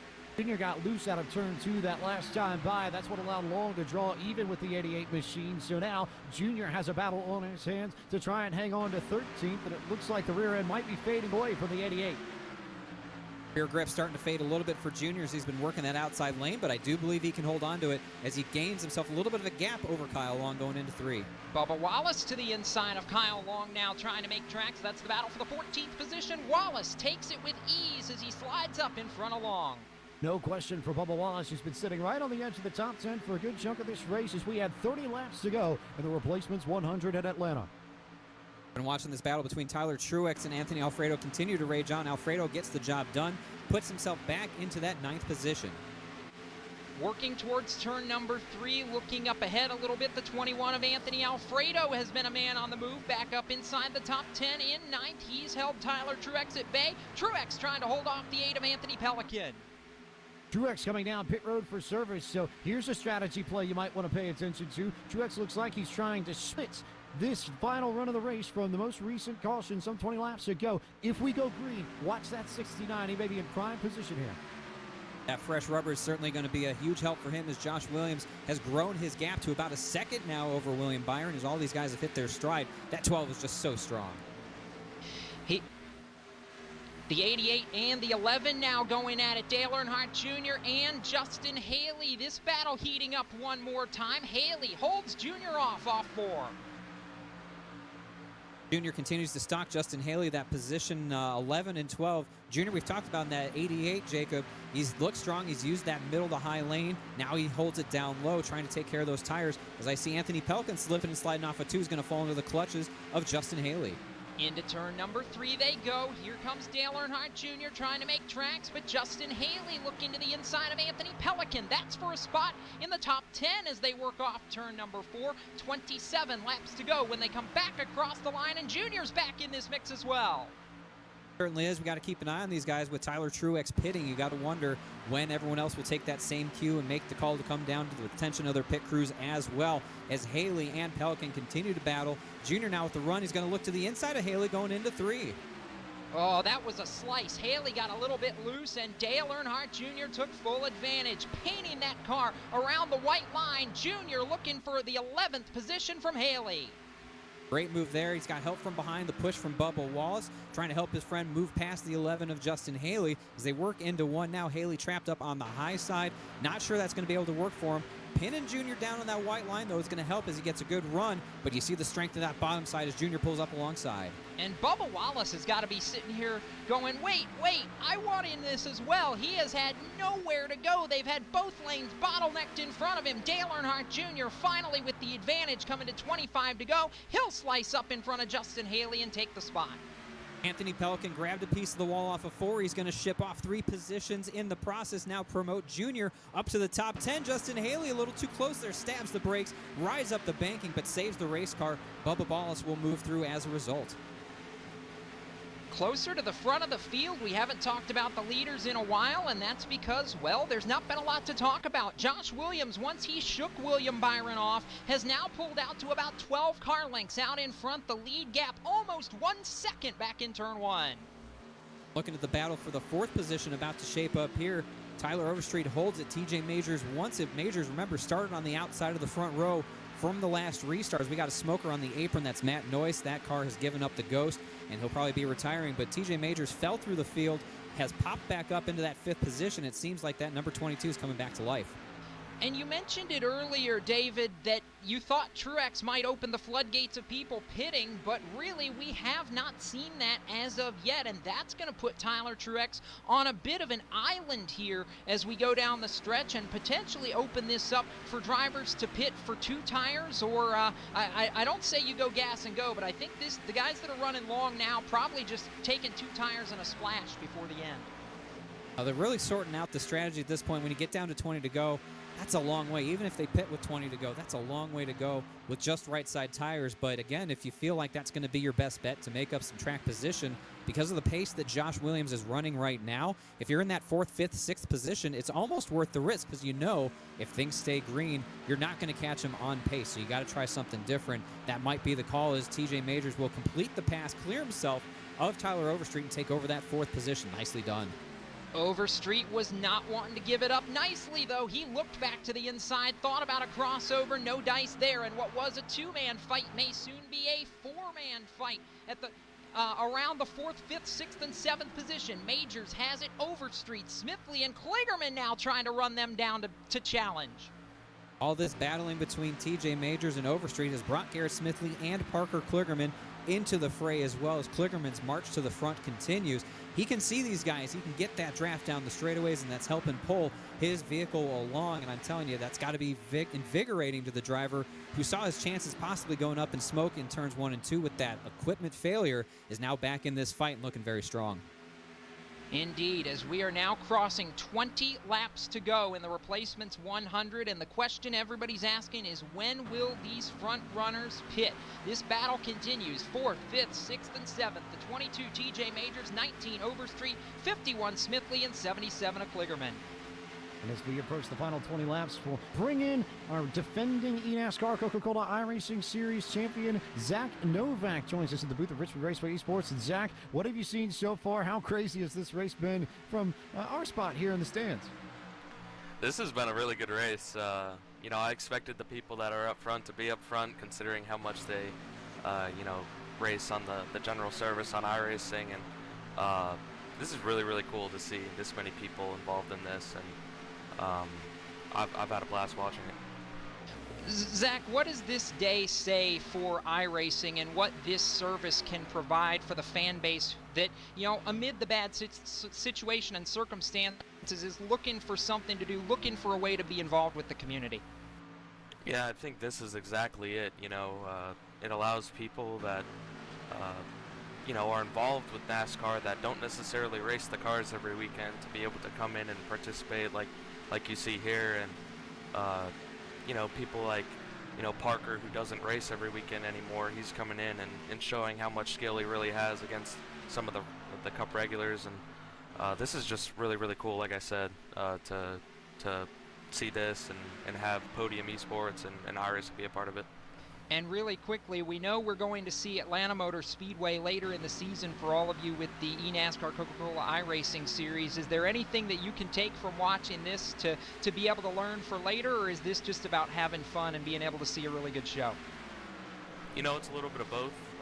I think the real guys can give us a few tips just by watching them, but at the same time, I think everybody is collectively happy to, see this going on and just be able to enjoy some racing on a Sunday afternoon amid all the bad stuff that's been going on. It's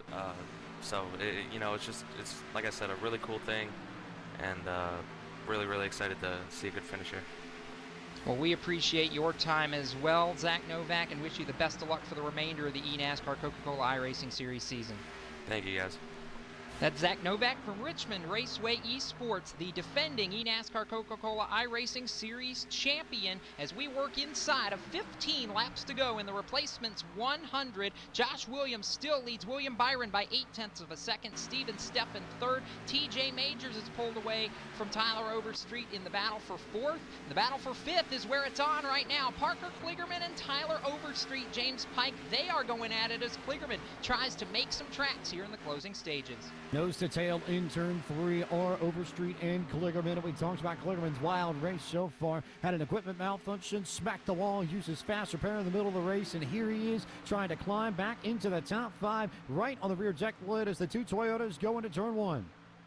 Been a great run for Parker Kligerman, a great recovery story. Looks like Overstreet's struggling for grip as he slides up off the exit of 2. That's going to open the door here for Parker Kligerman as well. So he's going to look to take this position as there's a slow car in front of him. No choice for Overstreet but to get out of the gas. He used the lap car of Gary Sexton as a pick, Kligerman did. Move Kligerman now inside the top 5 once again. He's going to need a late race caution, though, if he wants to take the challenge to the front 4. Kligerman now clear of Overstreet and in very, very good shape. At that top 5 now, but again, it's going to be a caution that's going to be the difference if he can get back up to the front. He being Parker Kligerman, as they are so spread out in front of him, I'm not sure there's enough laps left. We'll have to play the wait-and-see game. A 1.2-second gap up to 4th place TJ Majors. Meanwhile, Josh Williams still out in front as the 27 of Kevin Iannarelli back in the pack trying to make some tracks around 16th, side-by-side in turn number 3. Iannarelli passes the slower car of Chad Knaus trying to close on the 25 of John Theodore. You've got Pelican, Iannarelli, and Theodore. Theodore, name we haven't had the chance to talk much about. Theodore, one of the co-owners of Podium Esports, along with Cisco and me, and Gary Sexton also in this race, and flying is straight out of St. Louis, Missouri, and now clears Anthony Pelican to take over 14th. Nice move there from John Theodore to put himself up into that position. Anthony Pelican, we've talked about him struggling for grip. He did smack the wall earlier out of 4, and I think he's feeling the effects of that now as he's going to lose another position to Iannarelli. Iannarelli really making some good tracks right now, moving back up inside the top 15. Meanwhile, James Pike, that lead continuing to grow a little bit. Josh Williams over William Byron, now almost 1 second, coming up on 10 laps to go. They were about dead even at the stripe last time by in terms of lap times. It was a 31.5 to 31.49. So all Williams needs to do here as we come to 10 laps to go is maintain that gap, and he will come away with a victory in the replacements 100. Can he hang on for 10 more laps? Fastest car on the track right now is that 77 of Parker Kligerman, about a 10th faster than race leader Josh Williams. But again, he's 4.5 seconds back. That's just not going to get it done. Williams' car looks so stable on the 3 and 4 end of the racetrack, works the middle to the bottom of the racetrack, just about paints that white line as he works back into the quad oval. 9 laps to go. All Josh Williams at front and pretty well cleared out amongst the top 5, but Kligerman still trying to chase and trying to run down TJ Majors. That might be the next battle we need to watch on track because we know how quick that 77 is. Absolutely, as he gets bypassed by the 69 of Tyler Truex. Remember, Truex pitted, got those fresh tires. For an idea of how much those fresh tires are worth, about a half a second per lap is Truex lapping it around a 31 flat, and everyone last time by was a 31.5 or 31.6, so about a half a second difference. Picking up a battle in turn number 3, Dale Earnhardt Jr. continuing to make tracks. Coleman Presley was trying to run him down. Now Presley falling back a little bit. Junior's come all the way back to the top 10. He sits 8th with 8 to go. Dale Earnhardt Jr. with a nice long run car, I think, and that's sort of been the way he's raced this whole way. You see some people like Kligerman who have muscled their way to the front. Junior's been a little bit more subtle, I think, along with John Theodore, who's had a similar run in this race, a little bit further back in the field in 14th. But here we are at the end of the race, and Junior snuck up into the top 10.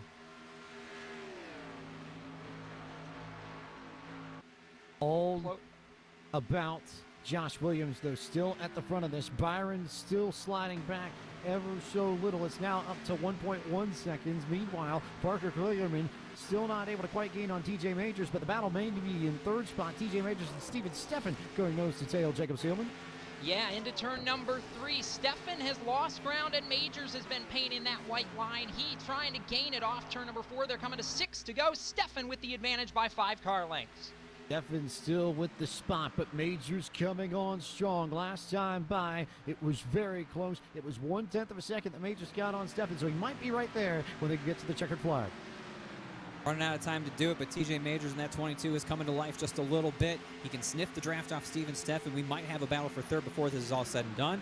And there's that 69 of Tyler Truex pushing TJ Majors. He's got those fresh tires. 5 laps to go into turn number 3. Majors, Steffen, the battle out front. Josh Williams now by a second and a quarter with one hand from the flag stand. It was another 10th that Williams picked up on Byron that last time by, inching away in this race. What matters most is the 12. That's all eyes on Josh Williams. It's been a strong run. William Byron has been strong himself, but just a little bit slower, we could say at this point. A little bit of a surprise, but all Josh Williams continues to lead this field. We asked all race long who could take the fight to William Byron, who was the preeminent favorite. Josh Williams has raised his hand all day long and said, I will do it. He has done it in that number 12 Ford Mustang. Inside of 4 laps to go, the lead is now 1.6 seconds for the driver of the number 12, James Pike. A dominant statement if there's been one all day. As the gap between first and second grows, the gap between third and fourth shrinks once more. It's down to 0.3 of a second between Steven Steffen and TJ Majors. They may be racing on the last lap for third and fourth.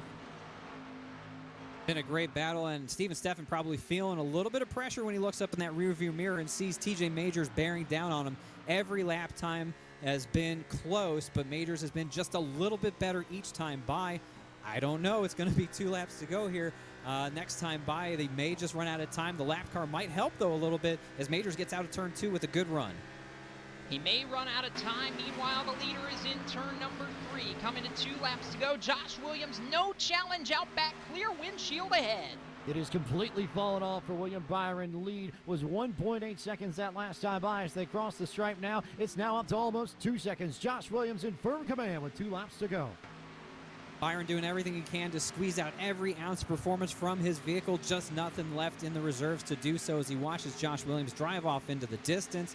It's going to be just not enough time. Too much performance, too much speed out of that number 12. Coming to the white flag, James Pike, Josh Williams stable right on the bottom. White flag in the air, 1 lap to go when he gets to you. All about Williams in the number 12, and that Ford Mustang takes the white flag at Atlanta and will come down the front stretch into turn 1. Clear sailing ahead, no lap traffic. Spotter Josh has been on point all day long. No one better than him as he leads the field down the back straightaway for the final time today. He's going to have the big bragging rights if he can seal this thing off. Bragging rights for Josh Williams, 2 seconds in hand. He's headed for home. Josh Williams on the bottom through 3 and 4, coming to the checkered flag. spotted one Josh Williams, spotting himself in victory lane as Josh Williams comes across the line to win the Replacements 100 at Atlanta Motor Speedway in a dominating effort from just about flag to flag over William Byron, Steven Steffen, TJ Majors, and Parker Kligerman, the top five in an incredibly strong race, top to bottom in a star-studded field. David Schildhouse. I'm telling you, what a performance by Josh Williams. He's got to feel really good about this today. As Jacob Seelman said, I think everyone was leaning towards William Byron as the favorite, but you know what? Josh Williams didn't listen to the noise. He went out and did what he does best, and he put on an absolute clinic here at Atlanta Motor Speedway. He managed his equipment the best, and as the race went on, he only got stronger and stronger. What a drive for the spotter Josh Williams, and he'll find himself in victory lane today. I thought Jacob Seelman, the interesting thing about Williams' run, he was up front for the majority of this race, but it was a bit of a tale of two halves. That first half, he had to maintain that lead on all those restarts and make sure that he didn't miss the shift, hit the gears correctly, don't burn out the tires on the restart cycles. And then in the second half of the race, it was all about long-run tire management, and Williams proved himself very capable on both fronts, and two very different sets of skills that don't necessarily cross over all that much. No, you're right about that, but boy, when the chips were down, Josh Williams absolutely put it to them at the end of this one, as we'll look down the full field results this afternoon. And at the top of the scoring pylon, the 12 of Josh Williams gets the job done and goes to victory lane. William Byron comes home second, 2 seconds back. Steven Steffen third. Fourth to TJ Majors. Parker Kligerman in fifth. Tyler Overstreet is sixth. Seventh to Garrett Smithley this afternoon. The rally for Dale Earnhardt Jr. back into the top 10. He comes home eighth. Ninth to Bubba Wallace and Coleman Presley. James Pike rounds out the top 10. Chase Briscoe finished in the 11th position this evening. Brian Boris Cook came home in 12th. 13th went to the 11 of Justin Haley, and John Theodore finished in the 14th position. 15th was iRacing's Kevin Iannarelli. Casey Heschel came home in the 16th spot. 17th is where Kyle Long, co-owner of Mode Motorsports, finished. Anthony Pelican was the last car in the lead lap in 18th. 19th, first car one lap down, was Tyler Truex, and Gary Sexton was the other car one lap down. He finished in 20th. Anthony Alfredo comes home in the 21st position. Tim Duggar in 22nd. John Guidon in 23rd. Harrison Burton well off the pace, 13 laps in the rears in 24th. Mike Snyder, 25th. Chad Knaus, champion crew chief, in 26th. Ben Rhodes, 27th. Matt Noyce in 28th. Justin Allgaier, a lot of damage to his vehicle, struggles across the line, 29th. And Alex Bowman rounds out the top 30. Final cars in the field: Taylor Gray 31st, 32nd to Jonathan Davis, 33rd Kevin Hamlin, 34th Tyler Ankrum rounds out the cars that took the green flag this afternoon. Noah Gregson never completing a full lap today, involved in carnage right at the very start, is 35th. And with that, we are going to step aside here on the Podium Esports Twitch channel, and when we return, we'll start to wrap it all up here after the conclusion of the Replacements 100. Back after this.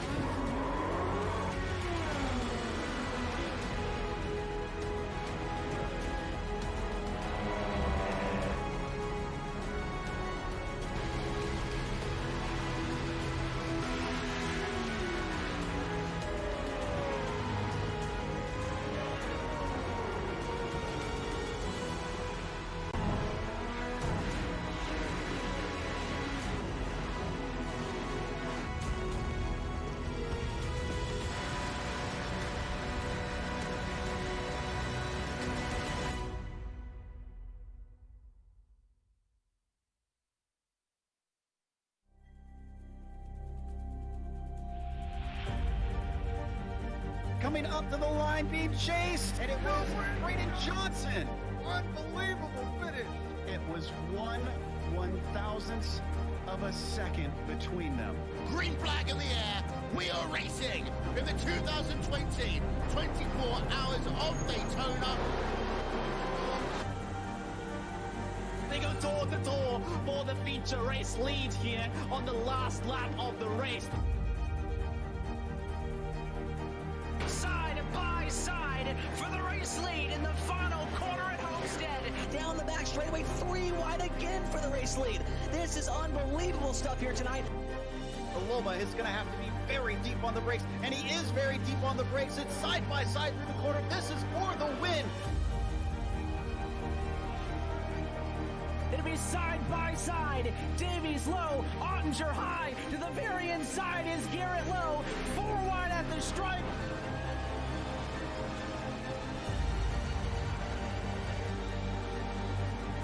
For Audie's win here on this outside line. Neck and neck. Who's going to back out? Does anyone back out? Verstappen starts to squeeze on the inside, and now he'll try and straight line it. Goes under the apron, drag race to the line. It's so close to call.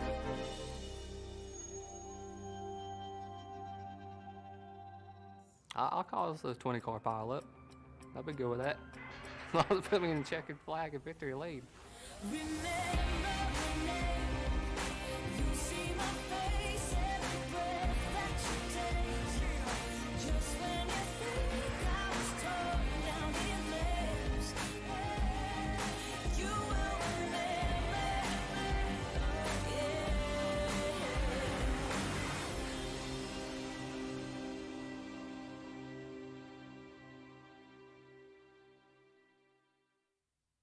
Welcome back to the post-race show here on the Podium Esports Twitch channel for the Replacements 100 at Atlanta Motor Speedway, where Josh Williams has come away with the victory. And as you saw right before we came back from commercial, if you're interested in more action here on iRacing, the best of the best in eNASCAR on the sim are going to go at it this Tuesday night, 9 p.m. Round 3 of the eNASCAR Coca-Cola iRacing Series comes to you live from Homestead Miami Speedway, the virtual Homestead Miami Speedway, of course. 9 p.m. though, iRacing's Twitch channel, iRacing's YouTube channel, and iRacing's Facebook page. All the places you can see the best of the best go into action one more time.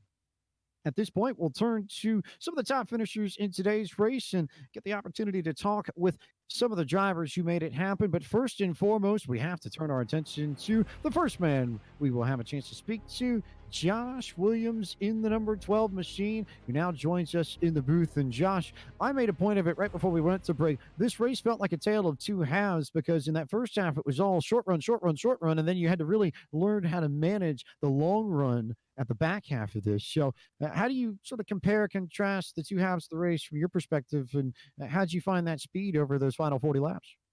Yeah, it was tough. I was more set up prepared to run the long run, so I was trying to take care of my stuff a little bit, and we never really got long runs the first half of the race, so you just had to defend pretty hard the first few laps until everybody got single file. So I was worried with having to pit and the restart and stuff. If you lose the lead, it's going to be hard to pass again. So just try to defend the lead, and once we got 10 or 15 laps on our tires, I was pretty comfortable with it. Was it that much of a mental shift once you finally got in the long run? I get the sense you were sort of just waiting for that to come and hoping that we'd get some green flag laps, but I have to believe that it was tricky in those first 20 to 30. It was tricky, especially with the restarts and everybody getting big drafts off turn 2. You got to really defend where you want to be. So it's tricky to survive those restarts, but then once you get a few laps on your stuff, you can kind of just settle in and start taking care of your tires, which is what I was just trying to maintain my gap the first 30 laps of that long run with William behind me, to maintain my gap, take care of my tires. And then once I knew we got 10 or 15 to go, I was pretty comfortable with it because I could run a little bit harder. And to win this race, I think especially given the audience, given everything that's happened within the past 48 hours in the world of NASCAR, what's it mean to you to get the victory in the Replacements 100? It's awesome, man. A lot of us sim race all the time, so it's fun to put that on here with Podium Esports and get everybody seeing what we do during the week a lot of times. So it's good for everybody, and it gives somebody some racing to watch since we're out here for a couple of weeks. So I hope everybody enjoyed it. It was fun for me. It's fun for us up at the booth as well. Josh, congratulations on your victory in today's race. Thanks as always for coming to talk to us, and we look forward to seeing you in the not too distant future. Yes, sir. Thank you for everything you guys do. Josh Williams, driver of the number 12 and winner of the replacements 100 here today at Atlanta. And Jacob Seelman, just an impressive run all around, an all around comprehensive run from Josh to get the victory. No doubt about that. That was a clinic across multiple levels, both on restarts, as you mentioned, in the first half of this race, and as well on long run speed and managing his equipment to bring it home in the second half of this race. I couldn't be more impressed with the job he did to hold William at bay and then to drive away from him down the stretch. I feel like was as big a statement as he could have made this afternoon. So many more people to talk to, Jacob. I believe we are going to turn our attention to Steven Steffen, who is not too terribly far away and waiting for Jacob Seelman to talk to the man who finished P2 today. A P3 finish for Steven Steffen this afternoon, one spot behind William Byron. And really, Steven, the battle for you at the end was holding off TJ Majors and, the charge there. How's it feel, though, to put this car on the podium against a field that was as star-studded as we saw this afternoon? Yeah, it feels great. Yeah, like you said, that last run, I was concentrating really hard, keeping TJ behind me, and I got a little assist from my fellow Junior Motorsports employee, Justin Allgaier. Not intentionally, but it kind of worked out to where I was able to just kind of hold him off. So, yeah, like you said, a great field, and it was a lot of fun, and just super happy to come home P3. Was it exciting for you guys? I know the first half was a little bit start and stop on you guys with the yellows, but to be able to settle it out and have a nice long run to really show what the cars had over the long haul toward. Yeah, that was awesome. I just wish it was a little bit longer. I think TJ and I would have caught William. We were reeling him in. Josh was gone, but we ran out of laps there. But it was fun, and I was glad to get that long run for sure. And one more question from you. I know we talked about this race being a big day, not just for sim racing, but really for the community at large. Do you feel like, all in all, that this was able to check the boxes? Was it as entertaining for you guys in the seats as it was for us up? Absolutely, I had a blast, and I think it's awesome that we're able to put this event on, especially in the times we have in the world today. So that was really cool to kind of be able to still have some racing and have some real life drivers join us. That was pretty awesome. Crew chiefs and other people in the NASCAR industry, and just to make a positive out of this is pretty awesome. So I heard we had quite a few viewers, so that's really cool, and hopefully we can do it again. Very strong day indeed. Thanks for taking some time with us. Congrats on a top 3 finish this afternoon, Steve. Thank you. That's Steven Steffen, tonight's third place finisher, James Pike, and a very strong run, all things considered.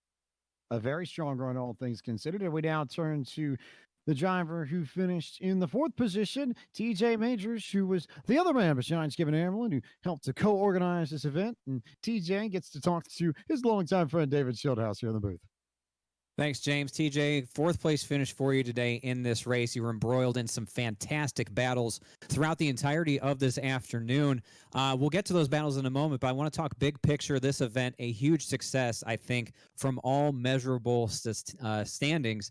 What's your takeaway? How are you feeling right now with how this event went today? I thought the race was good once we got rolling. It all kind of came together Friday when we were home. I got a message. I got to thank, Brian Cook had the same idea as I did, Boris at JGR. And then Kevin Hamlin put a lot of work into this as well. So we started making some phone calls and got a hold of you guys and started adding drivers to the list. So a lot of fun, man. And it's unfortunate circumstances that we're all home today, but we're just trying to make the most of it and give people something to do and watch and have some fun. I think that's very well said. We're all feeling that entirely. And when you look at an event like this, obviously the names make this a very special event within the iRacing and sim racing community. But when you see an event like this come together and the reception that it got with all the people watching today on Twitch, what do you think that says about the possibilities and the potential for sim racing to grow from today? I think it's great, I got to thank Steve Myers for letting it go on as well, and they got some big events coming up as well. So hopefully it's a little feeder into what they got coming. People tune in and check that stuff out. But it's great for sim racing. It shows you, how popular it really is, and to get the names that we had in there today to get on there and have some fun and put on a show. Sometimes a little too exciting, but it was fun. And now we'll talk about the racing itself. Again, a fourth place finish for you. You had a lot of great battles. You were closing in on Steven there at the end. Parker Kligerman had some equipment issues earlier in this race, but he made a great recovery. What was it going to take for you to get back up there and fight with those guys? Another caution, or pretty much did you have exactly what you had at that point? Well, I was sitting in a pretty good spot, and then Parker's controller disconnected or something, and that was scary. But I got a really bad late race restart. I tried to get Josh to go, and he didn't go, and then I got a bad restart and lost a bunch of spots and couldn't make it up. I feel like I could have run with William a little bit. Josh runs. Josh runs about 400 races a week, so I knew he'd be really strong. But I think we're still waiting for the top 3 to get through tech, so I might be able to walk out of here with a victory still. You never know in the room of doom what can happen, and of course I would be remiss not to ask, now that you've lost to Josh, what do you think you're going to hear from him and the rest of everyone that works there? A little bit of bragging rights goes to him now. Oh yeah, if you Josh runs so many races a week, I'm gonna wait till he has kids one day, and then we're gonna see who's faster than who. So, but Josh is really good. He knows the ins and outs of these cars. I wasn't even gonna attempt to race with him and William there in the beginning. I was gonna hopefully they wreck each other or burn their stuff up. Which I think I was probably the second or third fastest car there at the end. Josh was still quick, but he had the clean air. So um, I don't know. I mean, Josh is really good, so I feel like being in the same straightaway as him and William, pretty good success for me. I think your success is everybody's success today. A great event. Again, a huge thank you to you and Kevin Hamlin for putting this together. Y'all should be very proud of what you accomplished today. Yeah, I mean, for how quick it came together and how many texts and phone calls we had to do, I think it'll. This is just bigger things from here. So thank you guys for putting it on, and again, all the people that watched and all the competitors, all these guys that took Sunday and raced with us. Absolutely. That's TJ Majors, your fourth place finisher here today. A great run for him, a great event overall, James Pike. And my gosh, we have so much to cover. This has been so much fun. Yeah, we still have more drivers to talk to as well. I just lost audio on the broadcast. No, he didn't. He just got all the audio on the broadcast. Garrett Smithley comes in as we totally tripped him up and threw him a loop. But Garrett Smithley now joins us up here in the booth. And Garrett, you came home with a strong run today, finishing the 7th spot after starting 14th. And it was a point that we made in the broadcast that you just sort of kept on sneaking up through this field, not necessarily the most aggressive of drivers. You saw a few folks really try and muscle their way up, but you just sort of picked your battles and found your way up through the field. How did you climb your way up into a top 10 finish? Yeah, I honestly didn't really know what to expect. There was a lot of good iRacers in that race, and I was glad that we ran the setup that we ran as opposed to the fixed setup, because I was not good at the A-class fixed setup this week. Just a little too tight for me, but no, it was a lot of fun. My plan really from the beginning was just to save tires and just kind of bide our time, stay out of trouble. Was a little bit disappointed with the qualifying effort. I think looking back at it, I would have done things a little bit differently, but still a decent starting spot, 14th, and from there just kind of missed the wrecks. And pit crew did a really good job. We gained several spots on pit road, and then just kind of maintained where we were at. I think the last restart I was behind TJ, and I think his plan was to drop back a little bit more than I wanted to, and I think I burned my tires off doing that. But all in all, I was really happy with 7th place, especially with that crowd. I love iRacing. I don't really get a chance to do it as much as I'd like to, and with this new tire model, I really haven't gotten a good handle on it. So I was pretty happy with how we ended up. Solid finish, and I think you touched on it a little bit. Just to get a finish like that in an event like this, which is so much bigger than just iRacing, than just sim racing, to be a part of something like this, what's it mean to you? Oh, it's super cool. Obviously, we all want to be at the racetrack right now. I was out there doing laps and doing practice, and we were actually I was coordinating with my my spotter, my iRacing spotter, Jason Loafing, and he was helping me out doing some different lines. And we drove out onto the to pit road and stopped to do a mock qualifying run. And I was like, man, I really want to be at the racetrack right now, because we all do. But we made the best of it, and unfortunate circumstances. I think we made lemons out of lemonade with this deal, and just super thankful for everybody that was involved, Podium and iRacing. I know TJ and Dale and a lot of those guys, kind of pulled together to make it happen. I actually sent an email on Saturday when I found out that our race was going to get canceled. I sent something to iRacing and said, hey, if you guys are planning on doing something, I'll be one of the first to say, whatever you guys do, I want to be involved. I want to help out as much as I can. I had my own stream going on Twitch, at Garrett Smithley on Twitch, and then I was also telling everybody to go to Podium and watching the broadcast, and really happy to see there's 84,000 viewers or whatever, 22,000, 23,000 during the broadcast, and just really cool to see iRacing and see the esports world do what it's doing. I tried to do this a long time ago with Ascors, with one of my first sponsors, and I think we were just a little bit too early. But I'm really glad to see where it's gone, especially with the Coca-Cola iRacing series, and now with all the integration with some of the drivers and NASCAR. It's really cool to see and cool to be a part of this event. Well, Garrett, thanks so much for coming on the broadcast this afternoon. Congratulations on your top 10. And how much we might see you a little bit more this week all over the sim. It's going to be a busy time on the iRacing server farm, but we look forward to seeing you on the track. Yeah, still gonna be busy. Still grinding on sponsorship as always, but I'm definitely gonna do a whole lot of iRacing. Thank you guys. Garrett Smithley comes home with a top 10 finish and takes the 7th spot here in the replacement 100 at Atlanta Motor Speedway. And at this time, we'll turn it over to our producer, Cisco Scaramuccia of iRacing, to give us his thoughts on this afternoon's proceedings. There we go. It's a bit more of a hassle over here when you're running the stream. Thank you, James. But I just want to say to everyone out there, especially everyone who joined us for the race, who helped out in chat, there were a lot of people who made this happen. So I think first and foremost, I think from us here at iRacing, definitely, and especially from us at Podium Esports as well, this has been an adventure, to say the least. So I just want to thank every single person who came in and watched. We know this is not, we're not your network guys, and this is an esport and it's not real life. But the fact that we got 23,000 freaking people to watch the end of this race, to me, stands a testament of what we hope to build on and do more and more with here. But ultimately, I told everybody here who worked the event today before we started, and I said, this is something to where we're trying to help you guys get through this and help everyone just, have a little bit more fun of a Sunday. So on behalf of Podium Esports, on behalf of iRacing, on behalf of TJ and Kevin for putting this on, we just want to say thank you for letting us come into your lives this Sunday afternoon and hang out with us.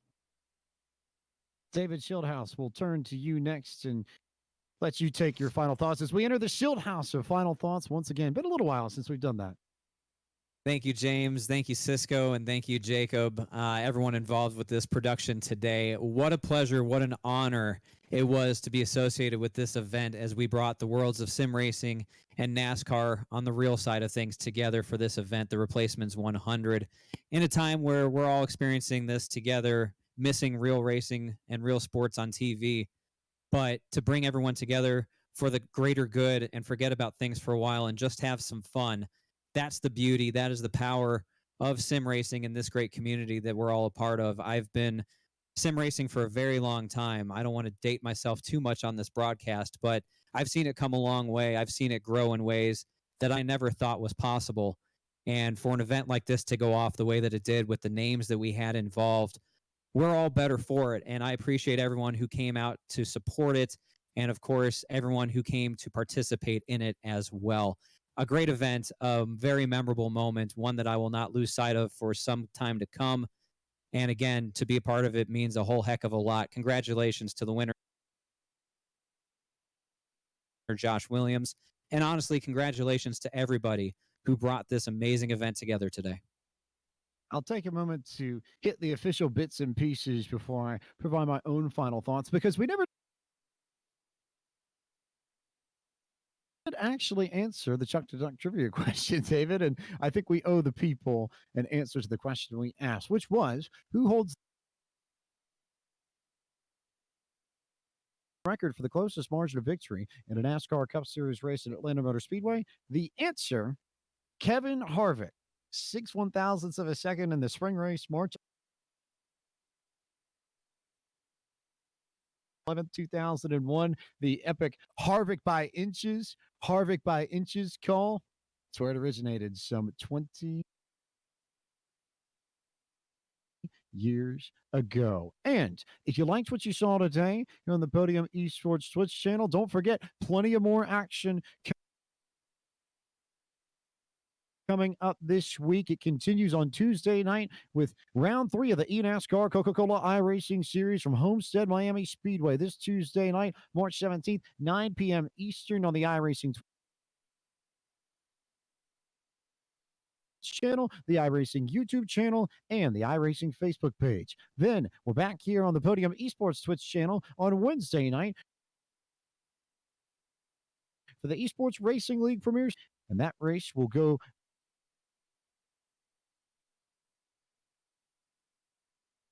live at 7:40 p.m. Eastern this Wednesday Twitch channel before we get the Cars Esport Tour to back that up directly.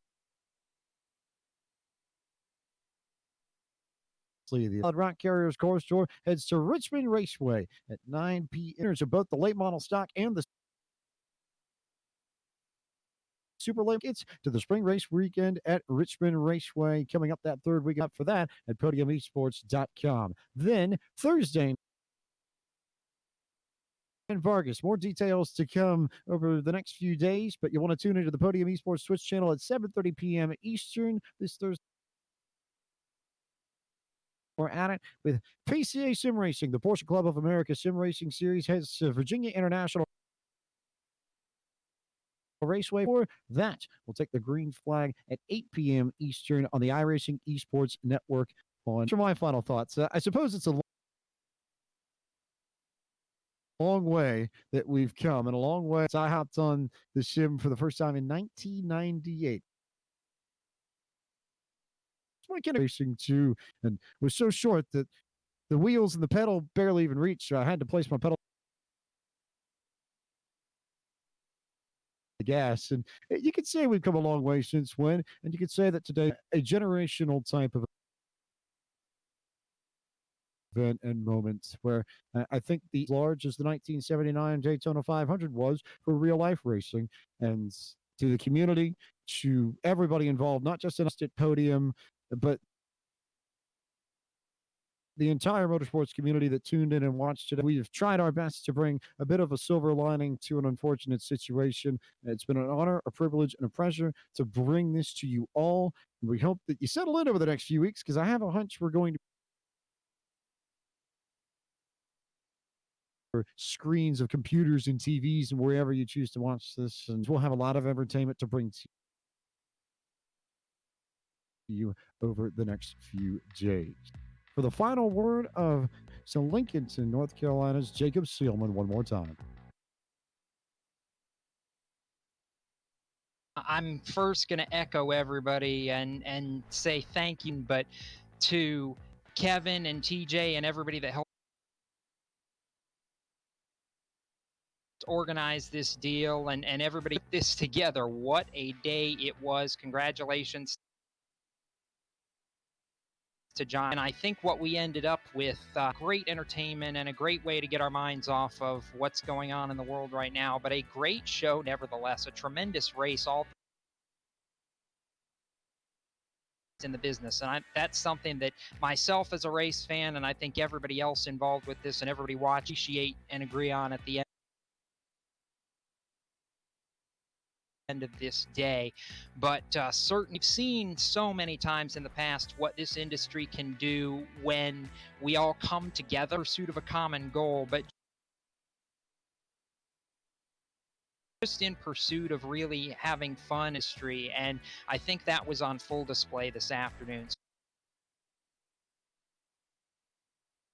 Certainly a special day, James. Like we will see much more of this in the days and back to what we all love best, and that and being able to pick this sport up where we've left it here in light of everything that's gone on. But it is now time to draw a close on this broadcast of the Replacements 100. So, for Gary Sexton and John Theodore, for our producers, partners up here in the booth, David Shieldhouse and James Pike, I'm Speed Sports Jacob Seal. This afternoon's broadcast of the Replacements 100, and we hope to see you back here Tuesday night at 9 p.m. Eastern. NASCAR Coca-Cola iRacing Series from Homestead, Miami.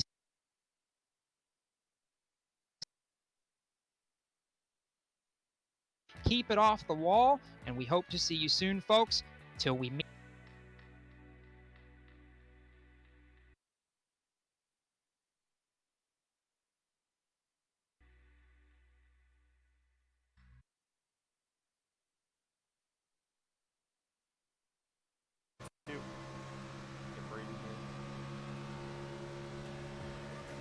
Oh my gosh, the biggest raid I've ever had in my life. Holy moly. Are you serious? Oh my goodness. Kid Lock, thank you for the, oh my goodness, the raid. 4,000 viewers? You gotta be kidding me. Holy moly, welcome to the stream, everybody. Podium, thank you for the raid. Holy moly, thank you for all the follows. Welcome to the stream, everybody. David, how we doing? Podium, thank you so much for the raid. I love the race. I got to watch it today. It's a fun race to watch. It was absolutely amazing. Great race to watch. Thank you for the raid. Holy moly, 2,000 viewers. That's the most I've ever had in my life. Holy moly. Thank you for the follows, everybody. That is absolutely insane. Holy moly. Holy. That's crazy. I don't even know what to say right now. Thank you for the follows, everybody. The Replacements 100 was a great race. Holy moly. Welcome to the stream, everybody. Thank you for the biddies. Full send. Hell yeah. Welcome, everybody. Holy moly. What a raid. What a race. That was a great race to watch. Good win for Josh. Great race for Josh. That was absolutely amazing. Holy moly. I don't know how to stop saying it. That's the thing. Alright, we're going to try and win this B fix, though. Thank you for the follows, everybody. Outside. Still outside. Really appreciate it. 2,500 viewers, insane. Still out there. Focus up, let's win. Hell yeah. Still out there. Clear, clear. Oh man. Top 10. Hell yeah. We started 16th, we're up to 10th. Trying to make some passes here, get up to the front.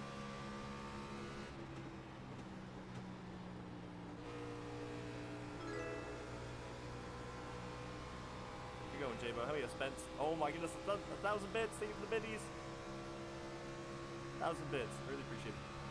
Really nice work, really nice work. And we just hit 4,000 followers. Holy moly. Let's get some hype in the chat. Insane. 4,000 followers. Insane. Milestone, man. Milestone. Yeah, great job with the race podium esports. How are we doing, Kane? Outside. Still outside. Still outside. Today is one of the greatest days I've had in a long time. Stephen A. Smith quote.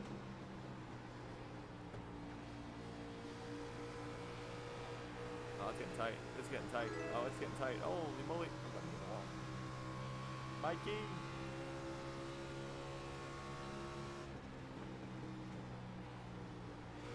Went for a yellow. I kind of burned my tires up a little bit, like always. Even follows.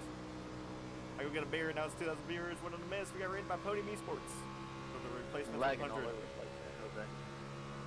Huge raid. It was a great race to watch. I love Podium. Love me some Podium. Have to run the 500 Podium this year. That was fun to race.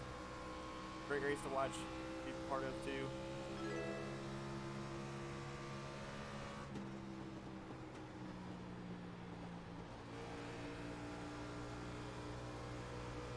Hoping for a yellow. I'd love to get some tires. Shark time. Oh my goodness, 500 bits. Thank you, thank you, thank you. I really appreciate it. JW Spells and V-Speed, everybody.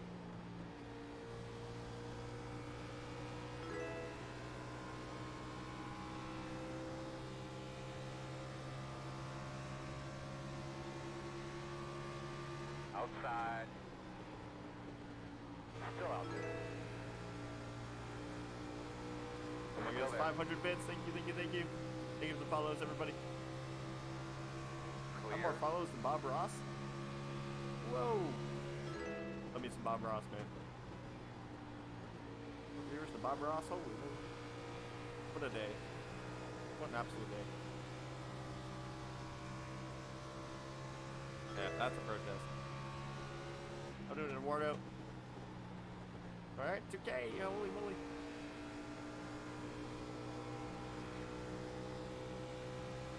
Spoiler, thank you for the Twitch Prime. Really appreciate it. JW, another 500 bits. Oh my goodness. 10 subs today. Really appreciate it. Yeah, I burned my right front. If you burn that right front up, you're done. You can kind of see it already.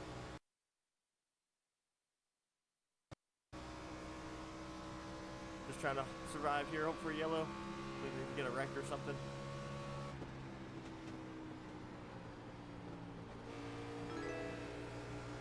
J-Bo, heck yes, my man. Some yellows in chat.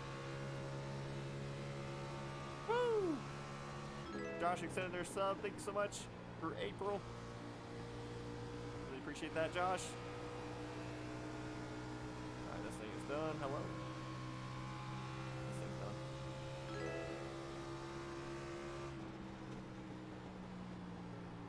Hello, Jeep with the sub. Thank you, thank you, thank you. Oh my goodness, thank you for the 2 months, Low Jeep. Thank you guys. The biddies and the subs, really appreciate it, everybody. Everybody who say they're tired is starting to come to the front. I'm gonna be in trouble here. You're gonna get me. Working the bottom inside. Oh, we got loose on the straightaway. If you turn back to the right on the straightaway, you get really loose. It's a tire model or something.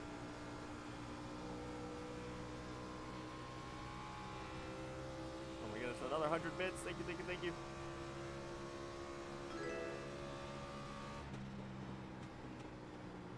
Absolute insane stream, man. Hit my marks, maybe. Just kind of conserve and survive out here will be good.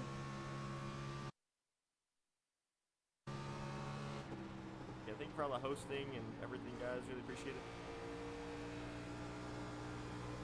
I got Hair Club. Hair and Hair Club. Trying to get Mitch. If we can get up here and get Mitchell rigs. We're gonna run 8 fixed after this. Take 2. That's pretty good. Probably should be arcing a lot more. Oh my goodness, another 500 bits, JW. Thank you, thank you, thank you. Working the bottom. And all the follows, guys. Still inside. Still inside. Still inside. Should fall back in line. Still inside. Clear.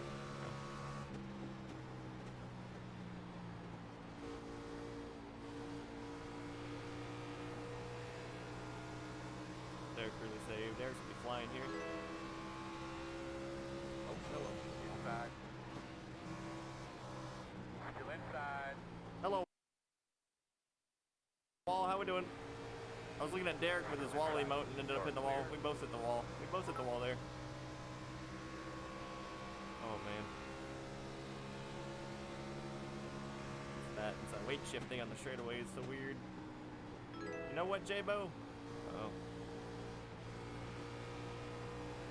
What's up, KH? Okay, that damage is not gonna help, but we'll see.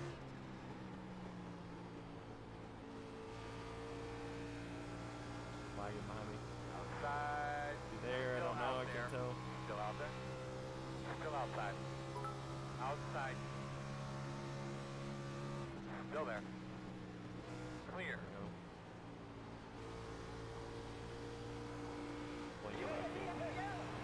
Oh my goodness. Thank you for the gifted sub. Holy moly. 2,500 bits. Thank you, thank you, thank you. This is insane, guys. Thank you so much. You hit me under yellow. Need a yellow. Tell you what.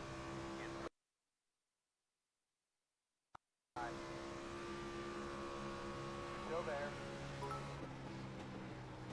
Sorry, we're gonna get caution. I'm gonna stay out. It's me rear my checker. We're gonna win this race. All clear.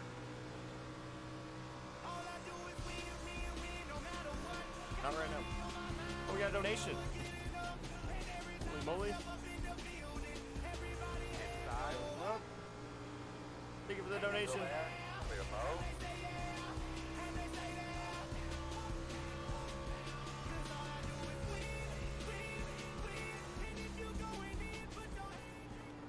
I know it's not much, but keep it up, man. Congrats on getting Platinum 2-5. One day I hope to achieve that feat. Keep it up. Oh, yeah. Thank you so much. I really appreciate that. Seriously. Thank you, thank you, thank you. Yes, can't believe we hit partner last month. I really appreciate that, NASCAR Freak. Thank you, thank you, thank you. Absolutely amazing. I can't believe it.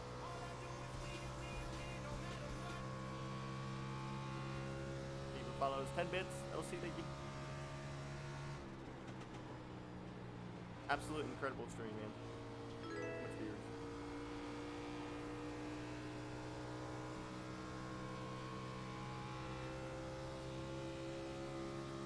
It's wild because last year at this time when we were running Atlanta, I had one of the biggest streams of my life. And now we're back in Atlanta and 2,500 viewers. Insane.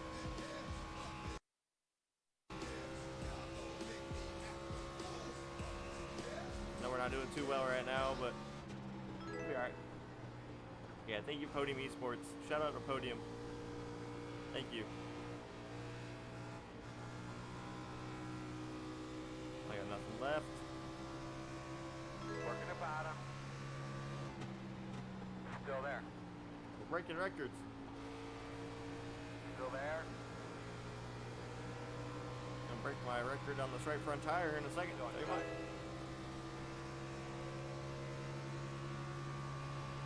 Yeah, Podium did great with the broadcast. We had David Shieldhouse, everybody, Cisco, they do a great job. Running Podium, John Theodore, they do a great job running Podium. Big shout out to them, great company.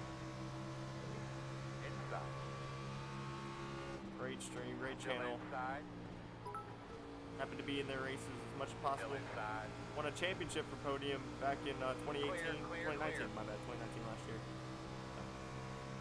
We'll run some ads for us, we want ads.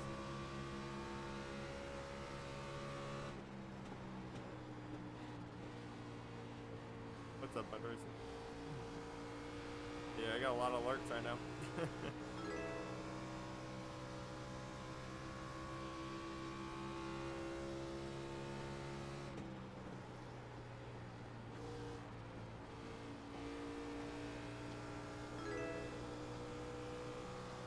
Thank you for all the follows.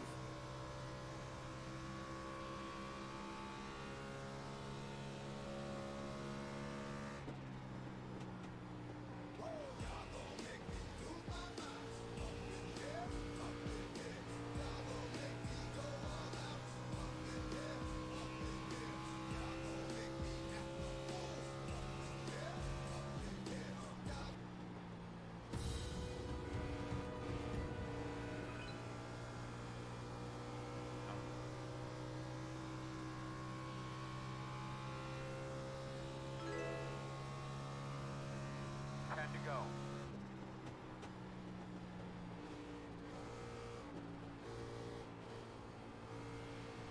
Holy moly, Delta, thank you for the new sub. Thank you, thank you, thank you. Subscribing with Twitch Prime. Thank you, thank you, thank you. Are we doing home slice? We got rated by Podium today. Thank you guys so much. Really appreciate it. I'm just hoping for a yellow. Honestly, if we get a yellow, I'm staying out and hopefully go for the win. But I don't know if that's going to happen. Oh my goodness, thank you for the gifted sub, Josh. Really appreciate it.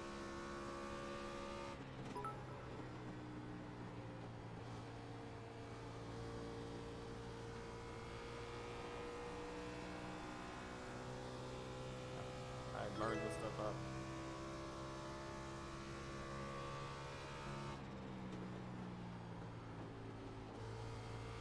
Never really had a flag to flag be fixed this week, but I think this might be it.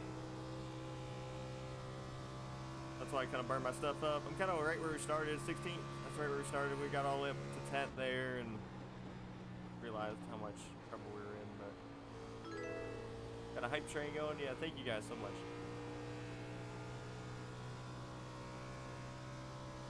A lot of hype. I don't know, no yelling B fix. I can't believe this. It's insane.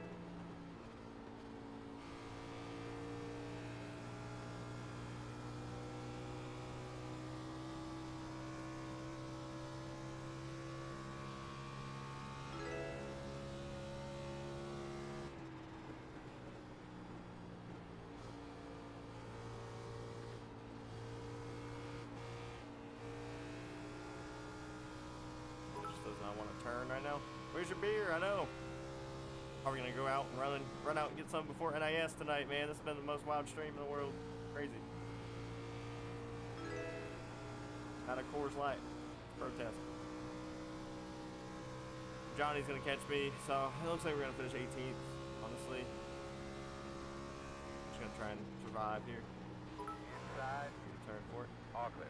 Inside. Clear.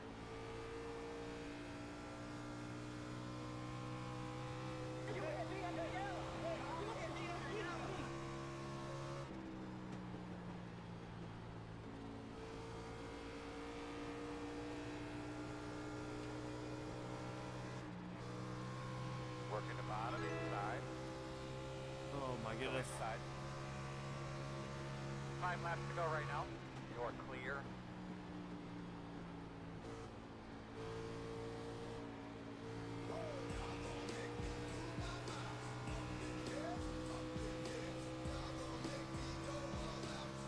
It'd be hilarious to be on a caution right now. What's up, Carol? How we doing?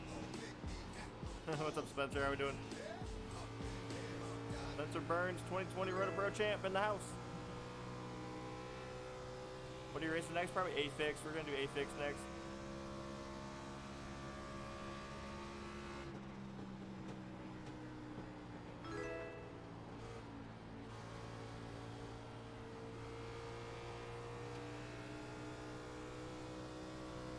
Yeah.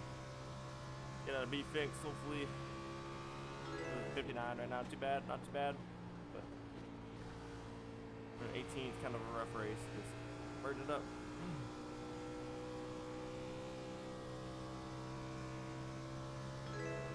Crazy because we got a win here earlier in the week.